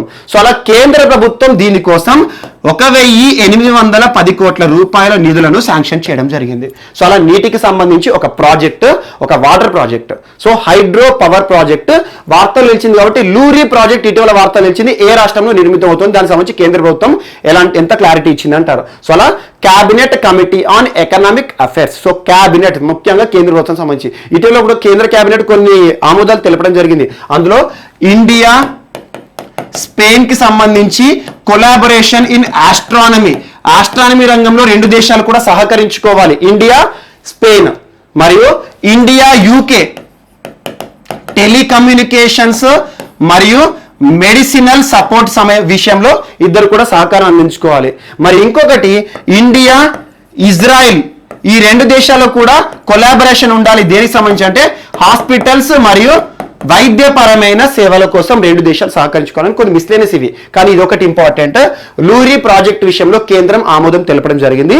ఏ రాష్ట్రంలో ఉంది అంటారో హిమాచల్ ప్రదేశ్ రాష్ట్రానికి సంబంధించింది. సో మోస్ట్ ఇంపార్టెంట్ యాడ్ చేసుకుని ఏదైనా ప్రాజెక్ట్ వార్తలు ఇస్తే మీకు జాగ్రఫీ నుండి వస్తాయి, నీటి ప్రాజెక్టులు అని చెప్పేసి, లేదా విద్యుత్ ప్రాజెక్టులు అని, థర్మల్ ప్రాజెక్ట్స్ అని ఇలాంటివి వస్తాయి కదా, అందులో ఇది ఒకటి. సో లూరీ హైడ్రో పవర్ ప్రాజెక్ట్ ఏ రాష్ట్రం అంటే హిమాచల్ ప్రదేశ్. సో దీని ఎక్కడ ఏ నది పైన అంటే సట్లెజ్. సో హిమాచల్ ప్రదేశ్ కులు ప్రాంతంలో నిర్మితం అవుతుంది. అండ్ నెక్స్ట్, సో ఈరోజు మన నెక్స్ట్ టాపిక్ వచ్చేసి రాష్ట్రీయ అంశాలు. ముందుగా ఆంధ్రప్రదేశ్కి సంబంధించిన అంశాలను చూద్దాం. సో నిన్నటి రోజున గురువారం నవంబర్ 5 రోజున ఆంధ్రప్రదేశ్ క్యాబినెట్ మీటింగ్ జరిగింది ముఖ్యమంత్రి జగన్మోహన్ రెడ్డి గారి ఆధ్వర్యంలో. సో క్యాబినెట్ మీటింగ్ అంటే మనం తరచూ చూస్తూ ఉంటాము, మంత్రులందరూ సమావేశం అవుతారు, రాష్ట్రంలో ఏవైతే ఇంపార్టెన్స్ ఉంటాయో వాటికి సంబంధించి కొన్ని కీలక తీర్మానాలకు ఆమోదం తెలపడం జరుగుతుంది. సో ఏదైతే ఒక పథకం కానీ లేదా రాష్ట్ర స్థాయిలో ప్రాముఖ్యత సంతరించుకున్న ఒక అంశాన్ని అమలు చేసే ముందట క్యాబినెట్ సమావేశాలు అనేవి చాలా ఇంపార్టెంట్. సో నిన్నటి రోజున జరిగిన క్యాబినెట్ సమావేశాల్లో రాష్ట్ర క్యాబినెట్ ఏ నిర్ణయాలకు ఆమోదం తెలపడం జరిగింది, వాటి గురించి కొన్ని ఇంపార్టెన్స్ చూద్దాం. సో తరచూ మనం వింటున్నాం ఆంధ్రప్రదేశ్కి సంబంధించి ఇసుక అక్రమ రవాణాకి సంబంధించి ఇసుకను అక్రమంగా తరలిస్తున్నారని చెప్పేసి చూస్తూ ఉంటాము. అలాంటి ఇసుక అక్రమ రవాణా కానీ ఇసుక మాఫియాని కానీ కట్టడి చేయాలి, అరికట్టాలి అని చెప్పేసి ఆంధ్రప్రదేశ్ కేబినెట్ నిన్నటి రోజున కొన్ని కీలక తీర్మానాలను ఆమోదించడం జరిగింది. సో ఇందులో ఏమంశం చెప్పారంటే ఇసుక అక్రమ రవాణాని అరికట్టడానికి రాష్ట్ర ప్రభుత్వం ముందుకు వచ్చింది. ఇందుకోసం రాష్ట్రంలో ఉండే శాండ్ రీచ్లు ఏవైతే ఉంటాయో, శాండ్ రీచ్ అంటే ఏంటి? ఎక్కడి నుండి అయితే ఇసుక సరఫరా జరుగుతుందో, ఎక్కడి నుండి అయితే ఇసుక అమ్మకాలు జరుగుతాయో, అలా నది ఒడ్డు ప్రాంతాలు ఉంటాయి కదా, అలా రాష్ట్రంలో ఉండే శాండ్ రీచ్లన్నింటినీ కూడా ఒకే నియంత్రణ వ్యవస్థ కిందికి తీసుకురావాలని చెప్పేసి రాష్ట్ర కేబినెట్ ఆమోదం తెలపడం జరిగింది. ఒకే నియంత్రణ వ్యవస్థ అంటే ఏంటి? ఏదైనా ఒక సంస్థకి అప్పచెప్తారు. రాష్ట్రంలో ఉండే ఇసుక వ్యవహారాలు ఉంటాయి కదా, ఆ ఇసుక వ్యవహారాలన్నింటి కూడా ఒక సంస్థకి దాని యొక్క బాధ్యతలను అప్పచెప్తారు. ఆ సంస్థ ఏం చేస్తుంది? సో ఆ ఇసుకకి సంబంధించి ఏ రకంగా సరఫరా చేయాలి, ఏ రకంగా అమ్మకాలు జరపాలి, ఏ రకంగా అక్రమ రవాణా జరగకుండా ఆపాలి, ఇసుక మాఫియా చోటు చేసుకోకుండా ఏ రకంగా చూడాలని చెప్పేసి ఆ సంస్థ మొత్తం కూడా దీనిపైన నియంత్రణ బాధ్యతలు కలిగి ఉంటుంది. సో అలాంటి ఇసుకకి సంబంధించి రాష్ట్రంలో ఉన్న శాండ్ రీచ్లన్నింటినీ కూడా ఒకే సంస్థకు అప్పచెప్పి దానికి బాధ్యతలు ఇవ్వాలి. సో ఈ అంశానికి ఆమోదం తెలపడం జరిగింది. సో ఆటోమేటిక్ ఏంటి? ఇసుకకి సంబంధించి ఏదైనా అక్రమాలు జరిగినా, ఇసుకకి సంబంధించి ఏవైనా వార్తలు ఇచ్చినా కూడా ఈ సంస్థ బాధ్యత వహించాల్సి ఉంటుంది. సో అలా రాష్ట్ర కేబినెట్ తీసుకున్న మోస్ట్ ఇంపార్టెంట్ ఇసుక అక్రమ రవాణాని అరికట్టడానికి, ఇసుక రవాణా, ఇసుక మాఫియాని వీటన్నిటిని దృష్టిలో ఉంచుకొని ఇసుక నియంత్రణ విషయంలో ఒకే సంస్థకి బాధ్యతలను ఇచ్చే ఉద్దేశం. అండ్ రెండవది, రాష్ట్రంలో ఉండే చిరు వ్యాపారులు ఉంటారు కదా, చిన్న వ్యాపారులు చిరు వ్యాపారులు అంటే సింపుల్ చెప్పాలంటే మనం పిఎం స్వనిధి గురించి చర్చించుకున్న ప్రతిసారి కూడా స్ట్రీట్ వెండర్స్ అని చెప్పాను. ఎవరైతే చిరు వ్యాపారులు ఉంటారో వారందరికీ కూడా అమలయ్యే విధంగా రాష్ట్ర ప్రభుత్వ పథకం ఒకటి జగనన్న చేదోడు. ఈ జగనన్న చేదోడు పథకానికి కూడా రాష్ట్ర కేబినెట్ ఆమోదం తెలపడం జరిగింది. మోస్ట్ ఇంపార్టెంట్, అంటే త్వరలో దీనికి సంబంధించిన అంశాలన్నీ కూడా మనం చూడబోతున్నాం ఇక. అండ్ నెక్స్ట్, రాష్ట్రంలో మరొక 6 మెడికల్ కాలేజీల నిర్మాణాన్ని రాష్ట్ర ప్రభుత్వం చేయబోతుందట. సో మోస్ట్ ఇంపార్టెంట్, అందులో మోస్ట్ ఇంపార్టెంట్ ఏంటంటే విజయనగరం జిల్లాలో ఒకటి పాడేరు మరియు గాజుల రేగ ఈ ప్రాంతాల్లో మెడికల్ కాలేజీల నిర్మాణం. సో అలా రాష్ట్రంలో ఎక్కడెక్కడ రాబోతున్నాయని అవసరం లేదు. ఇటీవల ఆంధ్రప్రదేశ్ కేబినెట్ తీర్మానంలో ఆమోదించబడిన అంశాల్లో ఎన్ని మెడికల్ కాలేజీలు నూతనంగా రాష్ట్రంలో ఏర్పడబోతున్నాయి? సో 6 మెడికల్ కాలేజీలు. ఇది అంత పెద్ద ఇంపార్టెన్స్ కాదు. ఇందులో అన్నిటికంటే ఇంపార్టెన్స్ ఏంటంటే శాండ్ రీచ్లకు సంబంధించి ఒకే నియంత్రణ వ్యవస్థ. ఏ అనే సంస్థ ఉందనుకొని ఆ సంస్థకి అన్ని బాధ్యతలు ఇస్తారు. ఇసుక సంబంధిత అంశాలన్నీ వారు చూసుకోరు అన్నట్టు. సో ఇలాంటి, ఎందుకంటే పర్యావరణ సంబంధిత అంశం ఇసుక అనేది. సో అలాంటి భూగర్భ మనకి జలవనరులు కానివ్వండి, వీటన్నిటి కూడా నియంత్రించడానికి మనకి ఇసుక అనేది ఇంపార్టెంట్. సో అలాంటి ఇసుక అక్రమ రవాణా జరగకుండా చాలా చట్టాలు ఉంటాయి. వాల్టా యాక్ట్ అని, ఇవి తరచు వార్తలు ఇస్తాయి. సో ఇవన్నీ దృష్టిలో ఉంచుకొని ఇసుకకి సంబంధించి నియంత్రణ వ్యవస్థ తీసుకొచ్చింది. మరియు దాంతో పాటు జగనన్న చేదోడు. దీంతో పాటు తరచు మనం చూస్తున్నాం ఆంధ్రప్రదేశ్ సంబంధించి ఇటీవల ఆన్లైన్ కి సంబంధించి జూదం కానివ్వండి, జూదము లేదా ఆన్లైన్లో ఉన్న బెట్టింగ్స్ కానివ్వండి, మరి వీటితో పాటు రాష్ట్రంలో గంజాయి వ్యవస్థ కానీ లేదా గుడుంబా కానివ్వండి, సారా కానివ్వండి, వీటిపైన ప్రత్యేకంగా నిఘా నేత్రాలను ఏర్పాటు చేస్తామని చెప్పేసి ప్రభుత్వం ఆమోదముద్ర వేసింది. సో ఈ రకంగా ఆంధ్రప్రదేశ్ కేబినెట్ నిన్న తీసుకున్న తీర్మానం ఏవైతే ఉంటాయో వాటిని ఆమోదం తెలపడం విషయంలో ఈ అంశాలు కొన్ని గుర్తుంచుకోవడం సరిపోతాయి. వీటితో పాటు చాలా ఉన్నాయి, బట్ అన్నిటికంటే మోస్ట్ ఇంపార్టెంట్ ఇసుకకు సంబంధించి, మరి చిరు వ్యాపారులు, మరియు మెడికల్ కాలేజీలకు సంబంధించి. సో ఇలాంటి అంశాలతో ఆంధ్రప్రదేశ్ కేబినెట్ తీర్మానము నిన్న జరిగింది. అండ్ నెక్స్ట్ ఇంకొక అంశము, ఆంధ్రప్రదేశ్ సంబంధించి వినియోగదారులకి సంబంధించి. వినియోగదారులు అంటే ఎవరు? కన్జ్యూమర్స్. మనం అందరం వినియోగదారులమే. ఎగ్జాంపుల్, ఏదైనా వస్తువుని ఒక సంస్థ నుండి కానీ, ఒక షాప్ నుండి కానీ, ఒక కంపెనీ నుండి కానీ మనం బై చేసినాం అనుకోండి, కొన్నాం అనుకోండి, దానికి సంబంధించి దానిలో ఏమైనా లోపాలు ఉన్నా, నాణ్యత ఉన్నా, లేదా ధరలలో ఏమైనా తేడాలు గమనించిన ఒక ప్రాంతానికి మనకు చాలా హక్కులు ఉంటాయి. అలా కన్జ్యూమర్ ఫోరంకి న్యాయస్థానాలను ఆశ్రయించవచ్చు. దానికి సంబంధించిన అల్టిమేట్ రెమెడీని కూడా మనం పొందవచ్చు. సో అలాంటి వినియోగదారులకు సంబంధించి వస్తువులు కానీ, సర్వీసెస్ కానీ అన్నీ వస్తాయి. ఇటీవల దీనికి సంబంధించి మీకు చెప్పాను, వినియోగదారులందరికీ కూడా హక్కులు ఏవైతే ఉంటాయో వాటిని రక్షించే చట్టము 1986 most important consumer rights protection act, వినియోగదారుల హక్కుల రక్షణ చట్టం. అలా 1986 స్థానంలో 2019లో మరికొన్ని అంశాలు చేర్చి వినియోగదారులకు మరిన్ని హక్కులను కల్పిస్తూ కేంద్ర ప్రభుత్వం ఈ సంవత్సరం నుండి అమలు చేస్తుంది, 2020 నుండి. అలా వినియోగదారుల హక్కుల రక్షణ చట్టం 2019. అండ్ ఇటీవల ఒక అంశాన్ని చెప్పాను, ముఖ్యంగా న్యాయస్థానం సుప్రీంకోర్టు పరిధిలోకి వచ్చిన ఒక కేసు, మనకి తమిళనాడు సంబంధించి వినాయక మిషన్లో వైద్య శాస్త్రం ఏవైతే ఉంటుందో ఎంబీబీఎస్ చదువుతున్న విద్యార్థులు వారికి ఆ సంస్థ వినాయక మిషన్ యూనివర్సిటీ ఇచ్చిన హామీలు నెరవేరట్లేదు. సో అవుట్ సైడ్ ముఖ్యంగా ఫారెన్ లో 2 సంవత్సరాలకు మెడిసిన్ విద్యను అందిస్తామని, ఇండియాలో 2 సంవత్సరాలని, సో ఇలాంటి హామీలు ఇచ్చేసి మమ్మల్ని జైన్ చేసుకున్నారు, అత్యధికంగా ఫీజులు వసూలు చేశారు. కానీ మాకు ఇచ్చే విద్య విషయంలో నాణ్యత చాలా వరకు దారుణంగా ఉంటుంది, అసలు ఫారెన్ లో ఎలాంటి ఎడ్యుకేషన్ అందించట్లేదని చెప్పేసి అలాంటి ఒక అంశాన్ని మీకు చెప్పాను. మోస్ట్ ఇంపార్టెంట్ ఒకసారి చూడండి, ఇటీవల కాలం చెప్పాను. సో అలా విద్యని కూడా వినియోగదారుల హక్కుల చట్టంలో చేర్చండి అని చెప్పేసి ఇటీవల సుప్రీంకోర్టుకి వారు వెళ్ళడం, వినాయక మిషన్ విద్యార్థులు ఎవరైతే ఉన్నారో వెళ్ళడం, దాని సుప్రీంకోర్టు విచారణ చేస్తామని తీసుకోవడం. సో ఇలాంటి అంశాలు, సో అలాంటి వినియోగదారులకు సంబంధించి ఈ రోజు ఆంధ్రప్రదేశ్ ప్రభుత్వము ఒక కీలక అంశాన్ని తీసుకొచ్చింది. ఇప్పటికే ఏప్రిల్ నెల నుండి ఒక టోల్ ఫ్రీ నెంబర్ ఇచ్చింది వినియోగదారుల కోసం, 1800-420-425-4202. So most important 1800-425-4202. ఇదేంటంటే వినియోగదారులు ఎవరైతే ఉంటారో రాష్ట్రంలో ఎవరైతే వినియోగదారులకు సంబంధించి ఏమైనా అనుమానాలు వచ్చిన, అనుమానాలు అంటే ఏంటి, ఎగ్జాంపుల్ ఒక ఐటెం కొంటారు, అందులో క్వాలిటీ నాణ్యత లోపించిన, లేదంటే ఒక వస్తువు అని చూపించి ఇంకొక వస్తువు మనకి డెలివరీ చేసిన, లేదంటే ఎగ్జాంపుల్ ధరలలో హెచ్చు తగ్గులు, ఒక షాప్లో ఒక ధర, ఈ షాప్లో ఒక ధర ఉన్నా కూడా, లేదా వారిచ్చే పరిమాణం ఏదైతే ఉంటుందో మనకి క్వాంటిటీ ఉంటుంది కదా, క్వాంటిటీలో తగ్గుదల కానివ్వండి, ఇలాంటివి వినియోగదారులను మోసం చేసే చర్యలు ఏవి కనిపించినా కూడా ఈ నెంబర్కి రాష్ట్రంలో ఉన్న వినియోగదారులు ప్రజలందరికీ కూడా వారి హక్కులను కాపాడాలని చెప్పేసి ఒక టోల్ ఫ్రీ నెంబర్ని ప్రభుత్వం కల్పించింది, 1800-425-4202. ఈ టోల్ ఫ్రీ నెంబర్కి జస్ట్ 3 to 4 months లోనే 10,700 కంప్లైంట్స్ వచ్చినాయంట. సో దీనిపైన ప్రత్యేకంగా నిఘా నేత్రాన్ని ఏర్పాటు చేస్తాము, వినియోగదారుల హక్కుల చట్టానికి సంబంధించి మేము మరింత ప్రయత్నాలు చేస్తామని చెప్పేసి రాష్ట్ర ప్రభుత్వం ప్రయత్నిస్తుంది. సో అలా వినియోగదారుల హక్కు చట్టానికి సంబంధించి ఈరోజు ఒక అంశం వార్త వచ్చింది. వినియోగదారులకు సంబంధించి ఎవరైతే ఒక వస్తువును పర్చేజ్ చేస్తున్నప్పుడు అందులో క్వాలిటీ తక్కువ అనిపించిన, లేదా డూప్లికేట్ ప్రోడక్ట్స్ ఇచ్చిన, లేదంటే ఒక ధర ఏదైతే ఉంటుందో ఒక వస్తువుని మనం ఒక షాప్లో కొంటాం కదా, ఈ ధర ఇక్కడికి ఉన్న వేరే దగ్గరికి ఏమైనా మార్పులు కనబడ్డా కూడా, ఇలాంటి ఏ కంప్లైంట్స్ ఉన్నా వినియోగదారులకు అనుమానం వస్తే ఈ నెంబర్కి కాల్ చేయవచ్చు. ఇది ఇక్కడ మోస్ట్ ఇంపార్టెంట్ గుర్తుంచుకోండి. సో అలా ఏపీకి సంబంధించి మాత్రమే. సో ఇలాంటి వాటిపైన కంప్లైంట్స్ బాగా వస్తున్నాయి. వినియోగదారులకు సంబంధించి కూడా ప్రత్యేకంగా ఒక టాస్క్ ఫోర్స్ని ఏర్పాటు చేస్తామని చెప్పేసి రాష్ట్ర ప్రభుత్వం ప్రకటించడం జరిగింది. ఇది ఒకటి కూడా యాడ్ చేసుకోండి. అండ్ నెక్స్ట్ ఇంకొకటి, సో కుక్కలకి సంబంధించి 2 అంశాలు ఈరోజు వార్తలు ఇచ్చి, ఒకటి నేషనల్ ఇష్యూ, ఒకటి రాష్ట్ర ఇష్యూ. సో రాష్ట్రానికి సంబంధించి చర్చించుకున్న తర్వాత నేషనల్ ఇష్యూని నేను లింక్ చేస్తాను. సో కుక్కలు ఏవైతే ఉంటాయో రాష్ట్రంలో కుక్క కాటు ఉంటుంది కదా, కుక్క కాటు అంటే డాగ్ బైటింగ్. సో మనం ఏదైనా ప్రాంతాలకు వెళ్ళినప్పుడు రోడ్డు పైన కుక్కలు వెంబడపడడం కానివ్వండి, కుక్కలు వచ్చి కరవడం కానీ చూస్తూ ఉంటాము. అలాంటి కుక్క కాటుకు సంబంధించిన ప్రమాదాలు ఆంధ్రప్రదేశ్లో ఏటా యావరేజ్గా 4 లక్షల కేసులు నమోదవుతున్నాయట. ఏటా 4 లక్షల కేసులు అంటే రాష్ట్రంలో ఉన్న 4 లక్షల మంది ఏదో రకంగా కుక్క కాటు ప్రమాదానికి గురవుతున్నారు.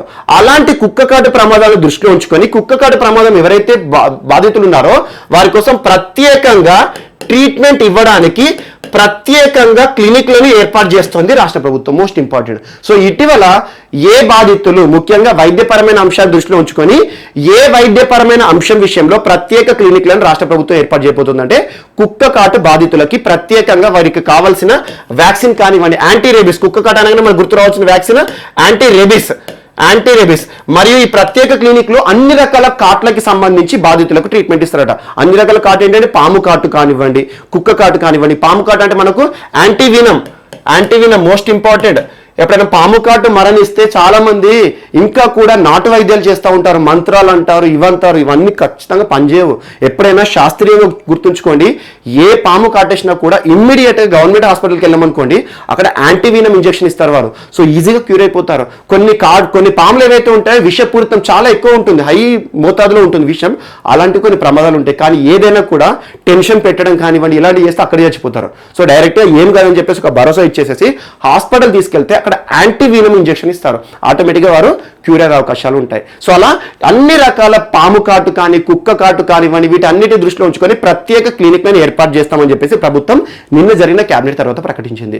అండ్ ఇంకొక అంశం ఏంటంటే ఇదంతా కూడా ఎందులోకి వస్తుందంటే జాతీయ ఆరోగ్య మిషన్లో భాగంగా జాతీయ ఆరోగ్య మిషన్, నేషనల్ హెల్త్ మిషన్ లో భాగంగా ప్రత్యేకంగా కుక్క కాటుకు సంబంధించి కూడా క్లినిక్లను ఏర్పాటు చేయాలనే ఉద్దేశంతో రాష్ట్ర ప్రభుత్వం ముందుకు వచ్చింది. సో ఇది కుక్క కాటుకు సంబంధించి ఆంధ్రప్రదేశ్ ప్రభుత్వం ఎలాంటి చర్యలు తీసుకుపోతుంది. అండ్ ఇంకొకటి ఇక్కడ చూపించిన కుక్కలు ఏంటంటే ఇవి ఆంధ్రప్రదేశ్ సంబంధించినవి కాదు. ఓల్గా, ఒలేసియా అనే రెండు కుక్కలు, ఓల్గా మరియు ఒలేసియా అనే రెండు కుక్కలు చాలా ఫేమస్. వీటి పేర్లు, ఆ కుక్కల పేర్లు ఇవేంటంటే ప్రస్తుతం ITBP, Indo Tibetan border police force. So Indo Tibetan అంటే ఇండియాకి టిబెట్ కి సరిహద్దు ప్రాంతంలో ఉంటుంది కదా, అక్కడ రక్షణ సంబంధిత అంశాలను దృష్టిలో ఉంచుకునే ఆర్మీ సిబ్బంది. సో అలా ఆర్మీకి సంబంధించి మీకు తరచు చెప్తున్నాను, బిఎస్ఎఫ్ జవాన్లు అని, ఇండో టిబెటన్ బార్డర్ పోలీస్ అని, వికాస్ బెటాలియన్ అని చెప్పేసి, అస్సాం రైఫిల్స్ అని చెప్పేసి అలా తరచూ ఏదో ఒక బలగాలు వార్తలు నిలుస్తున్నాయి. వాటి గురించి ఖచ్చితంగా చూడండి. ఈరోజు ఐటీబీపీకి సంబంధించి ఒక అంశం వార్త నిలిచింది. ఐటీబీపీలో శునకాలు ఉంటాయి, జాగ్లాలు, వీటికి సంబంధించి నిన్న ఒక అంశం, మరొక 17 కుక్కలు, శునకాలు ఐటీబీపీలో చేరాయి. ఎలా అంటే ఓల్గా అండ్ ఒలేసియా అనే రెండు కుక్కలు ఇప్పటి వరకు ఐటీబీపీ వారికి పోలీస్ సర్వీసులు ఇస్తున్నాయి. ముఖ్యంగా సరిహద్దు వెంట రక్షణ కానివ్వండి, బాంబు స్క్వాడ్స్ ఉంటాయి కదా, బాంబు స్క్వాడ్స్ అంటారు. ఏదైనా శత్రు దేశాలకు సంబంధించి సరిహద్దులో ఎవరైనా బాంబు పెట్టారనుకోండి, ల్యాండ్ మైనింగ్స్ కానీ, బాంబులు కానీ, మందుపాత్రలు పెట్టారనుకోండి, వాటిని కూడా ఐడెంటిఫై చేస్తాయి కుక్కలు. సో కుక్కలు మనకు చాలా విషయాలు హెల్ప్ చేస్తాయి. ముఖ్యంగా క్రిమినల్ పట్టుకోవడంలో కానివ్వండి, సో వాటి యొక్క స్మెల్లింగ్ ఎఫిషియన్సీ ఉంటుంది కదా, అలా మన క్రిమినల్ పట్టుకోవడం కానివ్వండి, లేదా ల్యాండ్ మైనింగ్, ఎక్కడైనా మందు పాత్రలు కానివ్వండి, ఏదైనా నేరాలు జరిగినప్పుడు వాటికి సంబంధించిన క్రిమినల్స్ని పట్టుకోవడము, ఇలాంటి వాటిలో కుక్కల సాయం మనం పొందుతాం, తరచూ చూస్తూ ఉంటాం. ఇంటర్నేషనల్ పరంగా కూడా అమెరికా కూడా ఒసామా బిన్ లాడెన్ పట్టుకోవడానికి కూడా కుక్కల సాయం కోరుకున్నాయి. సో అలాంటి కుక్కలు ఏవైతే ఉంటాయో మనకు ఐటీబీపీలో సేవలు అందిస్తున్న రెండు కుక్కలు, ప్రస్తుతం ఈ రెండు కుక్కలు ఎక్కడ ఉన్నాయంటే హర్యానాలో ఉన్నాయి. హర్యానాలోని national training centre for dog squad, national training centre for dog squad ఎక్కడ ఉంది అంటే కుక్కల కోసం ప్రత్యేక శిక్షణ కేంద్రం హర్యానాలోని పంచకుల ప్రాంతంలో ఉంది. పంచకుల గుర్తుంచుకోండి, హర్యానాలోని పంచకుల నేషనల్ ట్రైనింగ్ సెంటర్ అంటే జాతీయ స్థాయిలో కుక్కలకు ట్రైనింగ్ ఇచ్చే ఒక సెంటర్. అలా national training centre for dog squad Panchkula హర్యానాలో ఉంది. అక్కడ ఉన్న రెండు కుక్కలు ఏవైతే ఉన్నాయో వాటికి జన్మించడం జరిగింది. అంటే ఏంటంటే కొన్ని కుక్క పిల్లలు పుట్టడం జరిగింది. కుక్క పిల్లలు మన పెట్స్ అంటాం కదా, అలా ఓల్గానేమో 9 కుక్క పిల్లలకు జన్మ ఇచ్చింది, మరియు ఒలేసియానేమో 8 కుక్క పిల్లలకు జన్మ ఇచ్చింది. ఆటోమేటిక్ గా 17 కుక్కలు, మరికొన్ని పోలీస్ డాగులు ఈ రోజున ఐటీబీపీలో సేవలు ఇవ్వబోతున్నాయి. సో మోస్ట్ ఇంపార్టెంట్ గుర్తుంచుకోండి. సో ఈ అంశం ఎన్ని పిల్లలకు జన్మనిచ్చింది అదంతా అవసరం, కానీ ఓల్గా, ఒలేసియా ఈ రెండు కుక్కలు మాత్రం ఇప్పటి వరకు చాలా రకాల పోలీసు సేవలు ఇస్తున్నాయి. సో ఇదొకటి కూడా ఇంపార్టెంట్. సో ఈ రకంగా డాగ్స్ కి సంబంధించి కానీ, లేదా ఇటీవల కూడా మనం చూసాము తెలంగాణలో గరుడా స్క్వాడ్ తీసుకొస్తున్నారు. గరుడా స్క్వాడ్ అంటే ఏంది, ఇప్పటివరకు డాగ్ స్క్వాడ్ ఇస్తున్నాం కదా, అలాంటి డాగ్ స్క్వాడ్స్ కి మన తెలంగాణ విషయానికి వస్తే మొయినాబాద్ ఇంపార్టెంట్. మొయినాబాద్ లో డాగ్స్ ఏవైతే ఉంటాయో పోలీసులకి ఈ రోజు ఉపయోగపడే డాగ్స్ ఉంటాయి కదా, పోలీస్ కుక్కలు ఉంటాయి కదా, వాటికి ట్రైనింగ్ ఎక్కడ జరుగుతుందంటే మొయినాబాద్ లో జరుగుతుంది. అలాంటి మొయినాబాద్ కేంద్రంగా గరుడా స్క్వాడ్ ని కూడా తీసుకొచ్చినాయి. అంటే ఏంటంటే విఐపి వెహికల్స్ ఉంటాయి కదా, విఐపి మనం ఎస్కాట్ అంటాం. సో అలా విఐపి కాన్వాయ్ పోయినప్పుడు ఆ కాన్వాయ్ వెంట నిఘా వేయడానికి వాటి పై నుండి గద్దలు కూడా పోయే విధంగా, రాబందులు గద్దలు ఉంటాయి కదా, అలాంటి గరుడాస్తో కూడా నిఘా వేయాలి ముందుగానే అని చెప్పేసి తెలంగాణ రాష్ట్ర ప్రభుత్వ పోలీసులు గరుడా స్క్వాడ్ ని కూడా తీసుకొస్తున్నారు. అందులో భాగంగా కొన్ని గరుడాలకి మొయినాబాద్ లో ట్రైనింగ్ కార్యక్రమాలు కూడా ప్రారంభించారు. ఇలాంటి రక్షణ పరమైన అంశాలు ఏమైనా వార్తలు ఇస్తే వాటి గురించి లింక్ చేసుకోండి. ఇవన్నీ నేను చెప్పడం జరిగింది. సో ఈరోజు ముఖ్యంగా 2 కుక్కలు ఐటీబీపీలో సేవలు ఇస్తున్న 2 కుక్కలకి 17 కుక్కలు జన్మించడం జరిగింది. సో ఇదంతా ఇన్ఫర్మేషన్ ఎందుకు అంటే ఈ 2 కుక్కల గురించి చెప్పాలి. సో ఈ వార్తలు ఇచ్చిన వాటి వీరి గురించి చెప్పాను. అందులో ఇంకొకటి ఇంపార్టెంట్ ఏంటంటే national training centre for dog squad గురించి ఒకసారి ఎగ్జామ్ బిట్ అడిగారు. సో అలాంటి బిట్స్ కూడా ఉంటాయని దీన్ని ఇక్కడ యాడ్ చేయడం జరిగింది. సో ఇదొకటి కూడా ఇంపార్టెంట్. అండ్ నెక్స్ట్ ఇంకొకటి, సో పోలీసులకు సంబంధించిన అంశాలు చెప్పాను కదా, ఇంకొకటి ఈరోజు తెలంగాణకు సంబంధించిన అంశాలు చూద్దాం. తెలంగాణ రాష్ట్ర అంశాలు, తెలంగాణ రాష్ట్రానికి సంబంధించి. సో తెలంగాణకి సంబంధించి ఈరోజు పోలీసు శాఖకి సంబంధించిన ఒక అంశం వార్తలు నిలిచింది. రెండవది పెట్టుబడులకి సంబంధించిన అంశము, అండ్ ఇంకొకటి ఒప్పంద సంబంధ విషయం, ఒప్పందం ఒకటి వార్తలు నిలిచింది. ఫస్ట్ ఏంటంటే పోలీస్ సంబంధిత అంశాలు. సో పోలీస్లో చాలా రకరకాల సర్వీసెస్ ఉంటాయి. హోంగార్డ్ స్థాయి నుండి ఐపీఎస్ వరకు ఉంటాయి. హోంగార్డ్, తర్వాత constable, head constable, ASI, CI, DSP అని చెప్పేసి, ఐపీఎస్ అని చెప్పేసి ఉంటాయి కదా, డిఐజీ, ఐజీ అని చెప్పేసి, అలా డీజీపీ వరకు.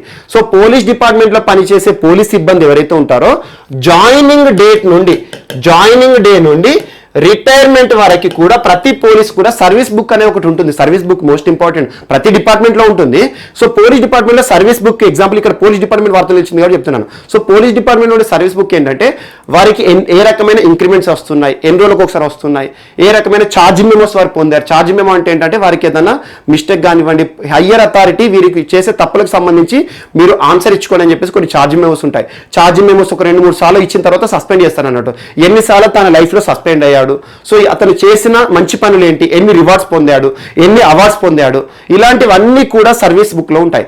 అలాంటి సర్వీస్ బుక్ మొత్తాన్ని కూడా డిజిటలైజ్ చేస్తోంది తెలంగాణ రాష్ట్ర పోలీస్ శాఖ. Most important digitalise. ఇటీవలే తెలంగాణ రాష్ట్ర పోలీస్ శాఖ మరియు ముఖ్యంగా జైళ్ల శాఖ అనుకోండి, తెలంగాణ రాష్ట్ర జైళ్ల శాఖ దేశంలోనే సరికొత్త రికార్డు సృష్టించింది. మీకు ఆల్మోస్ట్ ఒక 1 మంత్ బ్యాక్ చెప్పాను. ఎందుకంటే జైళ్ల శాఖలో పనిచేస్తున్న, జైళ్లలో ఉండే నేరాలు చేసిన వారు క్రిమినల్స్ ఎవరైతే ఉంటారో, జైలులో ఉన్న క్రిమినల్స్ అందరూ కూడా ఈ రోజున జైలులో ఎవరైతే శిక్షణ అనుభవిస్తున్నారో వారందరూ కూడా అక్కడ ఏదో ఒక యాక్టివిటీ చేస్తారు. వారి నుండి కూడా ఇన్కమ్ రాబట్టేసి దేశంలోనే అత్యంత ఇన్కమ్ ఆర్జిస్తున్న జైళ్ల శాఖలో తెలంగాణ టాప్ లో ఉంది. అలా 800 కోట్ల వరకు సంపాదిస్తుంది ప్రయాణం. అంటే జైళ్లలో ఉండే శిక్షణ అనుభవిస్తారో వాళ్ళ నుండి ఒక్కొక్క సంస్థలో పనిచేయడం. సంస్థలు అంటే ఏంటి, పెట్రోల్ బంకులు. ఇటీవల మైనేషన్ పెట్రోల్ బంకులు అని చెప్పాను. మైనేషన్ అంటే ఏంటి, జైళ్లలో ఉండే ఖైదీలచే నిర్వహించబడే పెట్రోల్ బంకులు. మరియు దాంతోపాటు జైళ్లలో ఉండేవారు ఇటీవల శానిటైజేషన్ ఏదైతే ఉంటుందో శానిటైజర్ల తయారు కూడా చేస్తున్నారు. మరియు దాంతోపాటు సబ్బుల తయారీ ఉంటాయి. సో జైళ్లలో ఉండే ఖైదీలు ఖాళీగా ఉండరు, వారికి కూడా కొన్ని పనులు చెప్తారు. ఆ పనుల నుండి వచ్చిన ప్రోడక్ట్స్ ఉంటాయి కదా, ఉత్పత్తులు ఉంటాయి కదా, ఆ ఉత్పత్తులను మార్కెట్ చేయడం ద్వారా వాటి నుండి కూడా ఇన్కమ్ ఆర్జిస్తుంది తెలంగాణ పోలీస్ శాఖ. Most important. సో ఇలాంటి అంశం విషయం చెప్పాను. ఈ రోజు తెలంగాణ పోలీస్ శాఖలో పనిచేసే సిబ్బంది ఎవరైతే ఉంటారో వారందరికీ సంబంధించి జాయినింగ్ డేట్ నుండి రిటైర్మెంట్ వరకు అన్ని రకాల ఇన్ఫర్మేషన్ ని కూడా డిజిటలైజ్ చేస్తాం. ఇప్పటివరకు సర్వీస్ బుక్ ఉంటుంది కదా, డిజిటల్ సర్వీస్ బుక్ ని కూడా ఎప్పుడైనా ఎక్కడి నుండి అయినా కూడా వారికి సంబంధించి పలానా పోలీసు అధికారి యొక్క డేటా చూడాలి అంటే ఆన్లైన్లో చూసే విధంగా తెలంగాణ రాష్ట్ర పోలీస్ శాఖ హ్యూమన్ రిసోర్స్ మేనేజ్మెంట్ సిస్టమ్ కింద డిజిటల్ విధానానికి నాంది పలుకుతోంది. Most important. ఇటీవల ఏ పోలీస్ శాఖ, తెలుగు రాష్ట్రాలకు సంబంధించి అడుగుతారో, ఏ పోలీస్ శాఖ వారి యొక్క సర్వీస్ నిబంధనలు కానివ్వండి, వారి యొక్క ట్రాక్ రికార్డు ఉంటుంది కదా పోలీసు సిబ్బందికి సంబంధించి టోటల్ వారి యొక్క సర్వీస్ బుక్ ని డిజిటలైజ్ చేయబోతుంది అంటే తెలంగాణ రాష్ట్ర పోలీస్ శాఖ. ఎందుకంటే నిన్న జరిగిన డీజీపీ ఆధ్వర్యంలో పోలీస్ శాఖ మీటింగ్ జరిగింది. నిన్న రోజున సమావేశం జరిగింది. అందులో అందరూ ఎస్పీలకు, ఒక్కొక్క జిల్లాకి ఎస్పీ ఉంటారు కదా, ఎస్పీలకు మరియు ఐజీలకు అందరికీ కూడా డీజీపీ మహేందర్ రెడ్డి గారు ఆదేశాలు జారీ చేశారు. ఇలాంటి విధానాన్ని మనం రాబోతున్నామని చెప్పేసి. సో అలా ఒక అంశం వార్తలు నిలిచింది. అండ్ ఇంకొకటి పెట్టుబడులకు సంబంధించి ఈరోజు మార్నింగ్ November 6th మార్నింగ్న తెలంగాణ రాష్ట్ర మంత్రి, ఐటీ శాఖ మంత్రి మరియు పరిశ్రమల శాఖ మంత్రి కేటీఆర్ గారు ఒక కీలకమైన ట్వీట్ చేశాడు. అంటే ఒక మెసేజ్ ఇచ్చారు. ఏంటంటే తెలంగాణ రాష్ట్ర చరిత్రలోనే ఇప్పటి వరకు అతిపెద్ద పెట్టుబడి వార్తలు నిలిచింది. పెట్టుబడి ఎక్కడైనా గుర్తుంచుకోండి, ఇన్వెస్ట్మెంట్స్ ఇంపార్టెంట్. ఏ రాష్ట్రంలో అయినా, ఏ దేశంలో అయినా విదేశీ ఇన్వెస్ట్మెంట్స్ ఇంపార్టెంట్. అలాంటి పెట్టుబడి విషయంలో తెలంగాణ రాష్ట్ర చరిత్రలో ఇప్పటి వరకు ఏ సంస్థ కూడా పెట్టని పెట్టుబడిని ఒక సంస్థ పెట్టుబడి పెట్టబోతోంది. అలా 20,761 కోట్ల రూపాయల పెట్టుబడి ఒక సంస్థ తెలంగాణలో పెట్టబడుతుంది అని చెప్పేసి ఆ సంస్థ పేరు ఏంటంటే అమెజాన్ వెబ్ సర్వీసెస్ సంస్థ తెలంగాణలో 20,761 కోట్ల పెట్టుబడిని పెట్టబోతోంది. Most important. ఇప్పటి వరకు రాష్ట్ర చరిత్రలో ఇంత పెద్ద భారీ పెట్టుబడి ఏ సంస్థ పెట్టలేదు. అలాంటి అమెజాన్ సంస్థ ఈ రోజున ఒక పెట్టుబడితో ముందుకు వచ్చింది. అండ్ 2022 సంవత్సరం కల్లా ఒక్కొక్క జిల్లా, ప్రతి జిల్లాలో కూడా డేటా సెంటర్లను ఏర్పాటు చేస్తుందట ఈ సంస్థ, డేటా సెంటర్లను. సో దీని కింద వచ్చే సర్వీసెస్ ఏవైతే ఉంటాయో ఒక సాఫ్ట్వేర్ కంపెనీ అనుకోండి. సో అలా అమెజాన్కి సంబంధించి పెట్టుబడుల విషయంలో ఈరోజు ఒక అంశం విషయంలో కేటీఆర్ గారు, రాష్ట్ర మంత్రి గారు ఒక అంశాన్ని ప్రస్తావించారు. So most important. ఒకవేళ ఇదంతా కూడా ప్రాసెస్ స్టార్ట్ అయిపోతే ఇప్పటివరకు రాష్ట్ర చరిత్రలో 20,000 కోట్లు ఒక సంస్థ పెట్టుబడి అంటే మామూలు ఇన్వెస్ట్మెంట్ కాదు. సో ఇది ఒకటి కూడా ఈ రోజున వార్తలు నిలిచింది. అండ్ ఇంకొక అంశము, సో పెట్టుబడి అనగానే గుర్తుంచుకోండి, ఇటీవల తెలంగాణ విషయంలో ఎక్కువగా స్టార్ట్అప్ కంపెనీలు వార్తలు ఇస్తాయి. ఎందుకంటే టీ హబ్ తీసుకొచ్చిన తర్వాత, ప్రభుత్వం టీ హబ్ కార్యక్రమాలు తీసుకొచ్చిన తర్వాత చాలా స్టార్ట్అప్లను ఎంకరేజ్ చేస్తుంది. అసలు యాక్చువల్గా టీ హబ్ అంటేనే ఉద్దేశం స్టార్ట్అప్లను ఎంకరేజ్ చేయాలి. అలాంటి స్టార్ట్అప్లను ఎంకరేజ్ చేయాలని చెప్పేసి రాష్ట్ర ప్రభుత్వం చాలా విషయాల్లో కూడా వీరికి సబ్సిడీ కానివ్వండి, ప్రోత్సాహకాలు, టెక్నాలజీ డెవలప్మెంట్ ఇస్తుంది.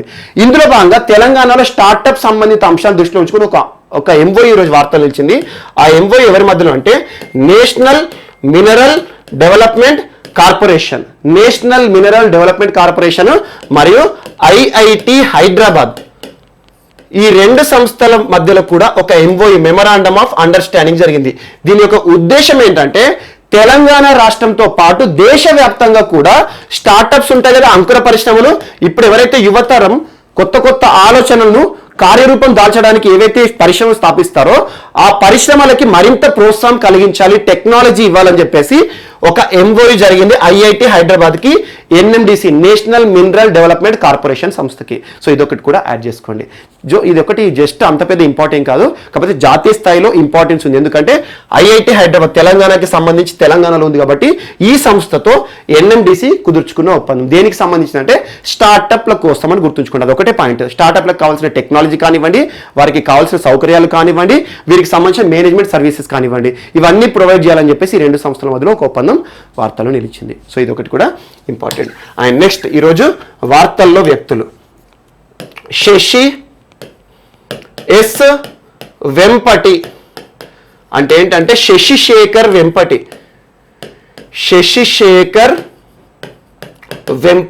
ఎవరు శశిశేఖర్ వెంపటి అంటే ప్రస్తుతం CEO, chief executive officer of Prasar Bharati. Most important, Prasar Bharati. So Prasar Bharati సిఇఓగా ఉన్న శశి వెంపటి గారిని కేంద్ర ప్రభుత్వం నిన్నటి రోజున నవంబర్ 5వ తేదీన ఒక కమిటీకి నియమించడం జరిగింది. ఒక కమిటీని వేసింది తన ఆధ్వర్యంలో, 4 membered committee. So Shashi committee దేనికి సంబంధించింది అంటారు, ఇటీవల కేంద్ర ప్రభుత్వం వేసింది. శశి వెంపటి గారి కమిటీ ఎవరికి సంబంధించింది అంటే ఇటీవల మనం తరచూ చూస్తున్నాం TRP rating. So television ratings ఉంటాయి కదా, టీఆర్పీ రేటింగ్. ఇటీవల టీఆర్పీ రేటింగ్ సంబంధించి దేశవ్యాప్తంగా కూడా ఒక వివాదం చోటు చేసుకుంది. మనం చూసాం అర్నబ్ గోస్వామి ప్రస్తుతం ఏ రకంగా ఉన్నాడు, జైల్లో చూస్తున్నాం. మనకు దానికి సంబంధించి మహారాష్ట్రలో పెద్ద ఎత్తున ఒక రకమైన ఒక వివాదం అనేది చోటు చేసుకుంటుంది. అలా జైలు జీవితం ఫస్ట్ డే ఏ రకంగా ఉందని చెప్పేసి కొన్ని వార్తాపత్రికలు కూడా, సామ్నా పత్రిక కొన్ని సంచలనమైన రిపోర్ట్స్ ఇస్తుంది. సామ్నా అనగానే శివసేనకు సంబంధించింది. శివసేన అంటే ఏంటి, ప్రస్తుతం మహారాష్ట్రలో అధికార పార్టీ. సో అధికార పార్టీ అంటే సంకీర్ణ ప్రభుత్వం ఉందనుకోండి. సో అలా రిపబ్లిక్ టీవీకి సంబంధించి అర్నబ్ గోస్వామి ఇటీవల టీఆర్పీ రేటింగ్ విషయంలో కొన్ని అవకతవకలకు పాల్పడ్డాడు. దానికి సంబంధించి దేశవ్యాప్తంగా కూడా టెలివిజన్ రేటింగ్స్ అనే ఒక అంశము హాట్ టాపిక్ గా మారింది. అలాంటి టెలివిజన్కి ఇచ్చే టీఆర్పీ రేటింగ్స్ అంటే ఏంటి, ఎగ్జాంపుల్ నిర్ణీత సమయంలో భారతదేశంలోని ఒక్కొక్క వ్యక్తి ఎంతసేపు ఒక ఛానల్ని చూస్తున్నాడు, ఆ ఛానల్ని చూస్తున్నాడు అనుకోండి, యావరేజ్ గా అలా దేశంలో అత్యధికంగా ఎవరు ఏ ఛానల్ ఎక్కువ ఫాలో అవుతున్నారు, అలా టీఆర్పీ రేటింగ్ ఎక్కువ ఉందనుకోండి ఆటోమేటిక్ గా ఆ ఛానల్ నెంబర్ 1 అన్నట్టు. అలా రకరకాల కేటగిరీ ఉంటాయి, ఎంటర్టైన్మెంట్ కేటగిరీ అని, స్పోర్ట్స్ కేటగిరీ అని. ఎగ్జాంపుల్ క్రికెట్ వచ్చింది అనుకోండి, క్రికెట్ వచ్చినప్పుడు ఆటోమేటిక్ గా దానికి సంబంధించి టీఆర్పీ పెరుగుతుంది. అండ్ న్యూస్ ఛానల్స్ అని. సో అలా న్యూస్ ఛానల్స్ లో ఇటీవల రిపబ్లిక్ టీవీ భారతదేశంలోనే టీఆర్పీ రేటింగ్స్ విషయంలో అవకతవకలు పాల్పడ్డది. సో దానికి సంబంధించి అధ్యయనం చేయడానికి అండ్ భారతదేశంలో టెలివిజన్ రేటింగ్ సంబంధిత అంశాలను అధ్యయనం చేయాలి. ఏ రకంగా టెలివిజన్ రేటింగ్ ఇస్తే బాగుంటుంది, దీనిలో సంస్కరణ ఏ రకంగా తీసుకురావాలి, సో టెలివిజన్ రేటింగ్ సంబంధించి భారత సంస్థకి ఎలాంటి విధి విధానాలు మీరు ఇవ్వదలుచుకున్నారని చెప్పేసి ప్రసార భారతి సిఇఓగా ఉన్న శశి వెంపటి గారి ఆధ్వర్యంలో కేంద్ర ప్రభుత్వం ఒక కమిటీని వేసింది. ఇది ఒక 4 సభ్యులతో కూడుకున్న కమిటీ. దేనికి సంబంధించి ఎగ్జామ్లో బిట్టేలా అడుగుతారంటే ఇటీవల వార్తలు నిలిచిన కమిటీ శశి ఎస్ వెంపటి అంటే శశిశేఖర్ వెంపటి గారి ఆధ్వర్యంలో కేంద్ర ప్రభుత్వం ఒక కమిటీని వేసింది. Ministry of information and broadcasting వారు ఒక కమిటీని వేశారు. ఆ కమిటీ దేనికోసం ఉద్దేశించబడింది అంటే టెలివిజన్ రేటింగ్ సిస్టమ్ కి సంబంధించి సంస్కరణలు, అసలు టీవీలకు ఏ రకంగా రేటింగ్ ఇవ్వాలి, ఏ రకమైన విధి విధానాలు ఫాలో అవ్వాలి, దానికి సంబంధించిన అన్ని అంశాలను కేంద్ర ప్రభుత్వానికి సబ్మిట్ చేయని చెప్పేసి ఒక కమిటీని వేయడం జరిగింది. సో మోస్ట్ ఇంపార్టెంట్ ఇది ఒక సంస్థ కూడా యాడ్ చేసుకోండి. అండ్ ప్రసార భారతికి సంబంధించి ఇక్కడ ఇంకొక అంశం కూడా ఈ రోజున వార్తలు నిలిచింది. ఇంకొక అంశం, సో ప్రసార భారతికి మరియు ఒక సంస్థకి మధ్యలో కుదిరిన ఒప్పందం. ఆ సంస్థ ఏంటంటే Bhaskaracharya institute of space applications and Jio informatics. So ఈ సంస్థలు రెండు గుర్తుంచుకోండి, ప్రసార భారతికి మరియు Bhaskaracharya institute of space application and Jio informatics, ఈ సంస్థ మధ్యలో ఒప్పందం జరిగింది. అండ్ ఈ సంస్థ గురించి, భాస్కరాచార్య ఇన్స్టిట్యూట్ గురించి నేను ఈ రోజు కొత్తగా ప్రస్తావించట్లేదు, మీకు దసరా రోజున నేను దీనికి సంబంధించిన అంశాన్ని చెప్పాను. అంటే దసరా రోజున అక్టోబర్ 25 రోజున దీనికి సంబంధించిన అంశాన్ని చెప్పాను. భాస్కరాచార్య ఇన్స్టిట్యూట్ తో ఒప్పందం ఏ విషయంలో జరిగింది అని. జియో ట్యాగింగ్ అప్లికేషన్ ఏ మంత్రిత్వ శాఖకి సంబంధించింది, ఆ వీడియోని ఒకసారి చూడండి. సో 25 అక్టోబర్ ఆ రోజు దీనికి సంబంధించిన అంశం చెప్పాను.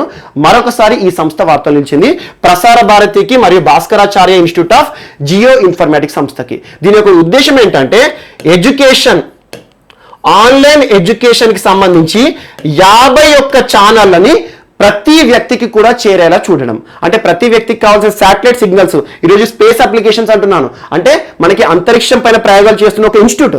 సో అలా ప్రతి వ్యక్తికి కూడా, ప్రతి గ్రామానికి కూడా 51 ఎడ్యుకేషన్ ఛానల్స్ యొక్క సర్వీసెస్ పొందాలి అనే ఉద్దేశంతో ఒక ఒప్పందం జరిగింది.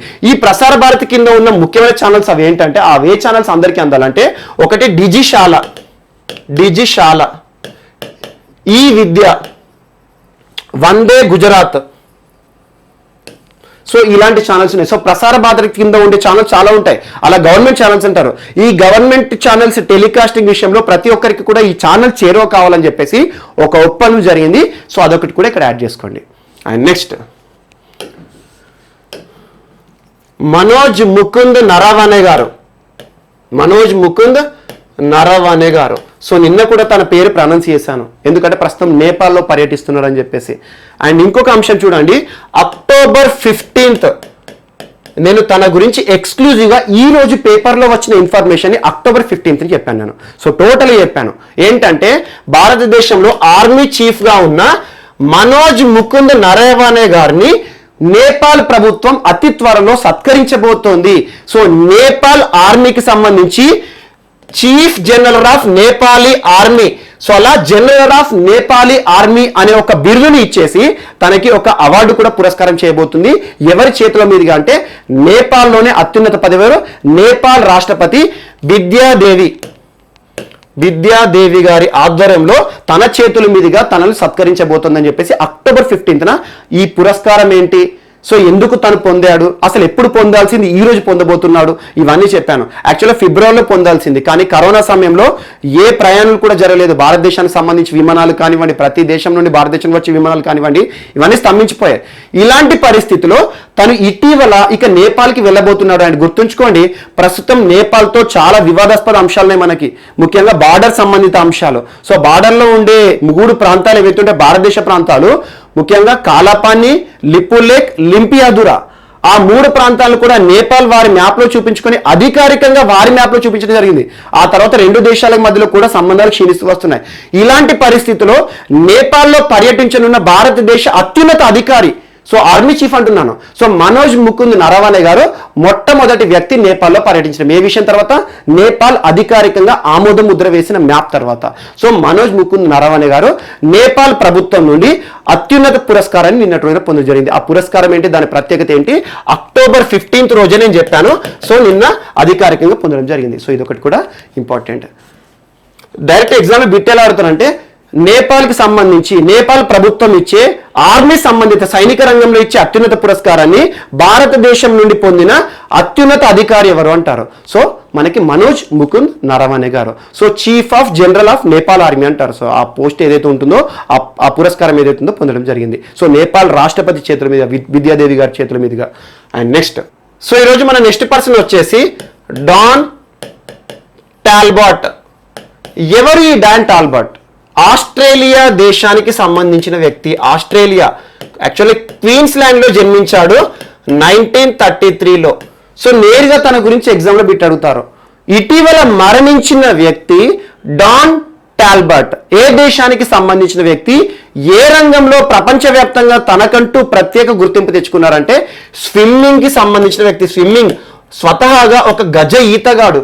ఆస్ట్రేలియాకి సంబంధించి ఆస్ట్రేలియా చరిత్రలోనే గ్రేటెస్ట్ స్విమ్మింగ్ కోచ్ గా ప్రసిద్ధి పొందిన వ్యక్తి. గ్రేటెస్ట్ స్విమ్మింగ్ కోచ్ అంటున్నాను. గ్రేటెస్ట్ అంటే ఏంటి, సూపర్లేటివ్ వాడుతున్నాను. అంటే అతన్ని మించిన స్విమ్మింగ్ కోచ్ ఇప్పటి వరకు ఆస్ట్రేలియా చరిత్ర లేడు. సో తన ఆధ్వర్యంలో ఉన్న టీం ఏదైతే ఉంటుందో, స్విమ్మర్స్ ఉంటారో, ఒలింపిక్స్ లో కూడా ఒలింపిక్స్ లో కూడా అద్భుత ప్రతిభను చూపించారు, చాలా మెడల్స్ ని సాధించారు. కొన్నేళ్ల పాటు కెనడాకి కూడా స్విమ్మింగ్ కోచ్ గా పనిచేశాడు, కెనడా జట్టుకు సంబంధించి.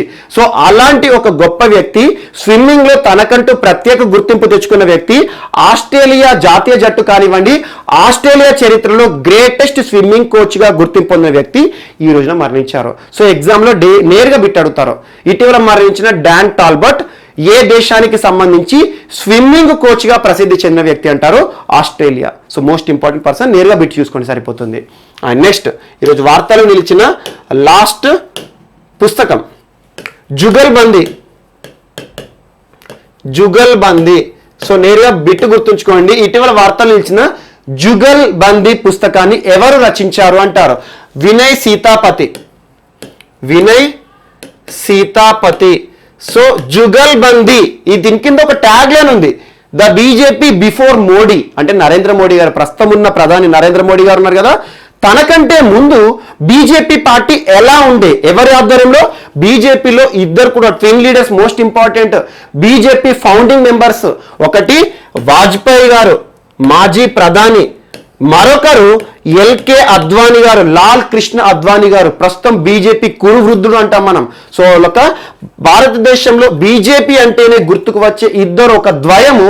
వీరిద్దరు కూడా బీజేపీని స్థాపించిన తర్వాత ఏ రకంగా బీజేపీ ఉండేది అనే ఇతివృత్తం ఆధారంగా ఒక పుస్తకాన్ని రచించాడు వినయ్ సీతాపతి. ఎవరి ఆధ్వర్యంలో, ఎవరి పబ్లికేషన్స్ లో ఇది రిలీజ్ అయిందంటే పెంగ్విన్ పబ్లికేషన్స్. సో డైరెక్ట్గా బిట్ గుర్తుంచుకోండి. ఇటీవల వార్తలో నిలిచిన పుస్తకము జుగల్ బందీ, బీజేపీ బిఫోర్ మోడీ అనే పుస్తకం యొక్క రచయిత ఎవరు? సో వినయ్ సీతాపతి. సో ఈ పుస్తకం మొత్తం కూడా నరేంద్ర మోడీ గారి కంటే ముందు వీరిద్దరు కూడా లీడర్స్ గా ఉన్నప్పుడు బీజేపీలో ఎలాంటి పరిస్థితులు ఉండేవి, ఏ రకంగా బీజేపీ ఎదిగింది, ఇలాంటి అన్ని అంశాలను కూడా పొందుపరిచి ఒక పుస్తకాన్ని రచించడం జరిగింది వినయ్ సీతాపతి గారు. సో ఇది మనకు వార్తలో నిలిచిన పుస్తకం. సో వార్తలు నిలిచిన పుస్తకాలు ఏవైతే ఉంటాయో ప్రతిరోజు దాదాపు 1 లేదా 2 నేను ఇస్తున్నాను ఇన్ఫర్మేషన్. అన్నీ ఇంపార్టెంట్ కాదు, కొన్ని ఏవైతే సిగ్నిఫికెన్స్ ఉంటాయో, ఏవైతే వివాదానికి కేంద్ర బిందువు అవుతాయో వాటి గురించి ప్రత్యేకంగా చూడండి. మరియు మనకి భారతదేశానికి సంబంధించి హయ్యర్ అఫీషియల్స్ ఉంటాయి కదా, ఇటీవల కాలంలో ఎస్ జయశంకర్ గారు, సుబ్రహ్మణ్యం జయశంకర్ గారు రాసిన పుస్తకం కానివ్వండి, నందకిషోర్ సింగ్, ఎన్కే సింగ్ గారు రాసిన ఆటోబయోగ్రఫీ కానివ్వండి, ఇలాంటి పుస్తకం, మరియు రీసెర్చ్ అండ్ అనాలిసిస్ వింగ్ వారు వారు ప్రచురించిన ఒక పుస్తకం కానివ్వండి, ఇలాంటి పుస్తకాలు ఉంటే మాత్రం ఖచ్చితంగా చూడండి. సో ఇది ఒక పుస్తకం. సో మిస్లేనియస్ అంశాలు ఏమైనా ఉంటే మాత్రం మిగిలి ఉంటే రేపటి క్లాస్లో మనం యాడ్ చేసి నేర్చుకుందాం. రేపు కలుద్దాం. Thank you.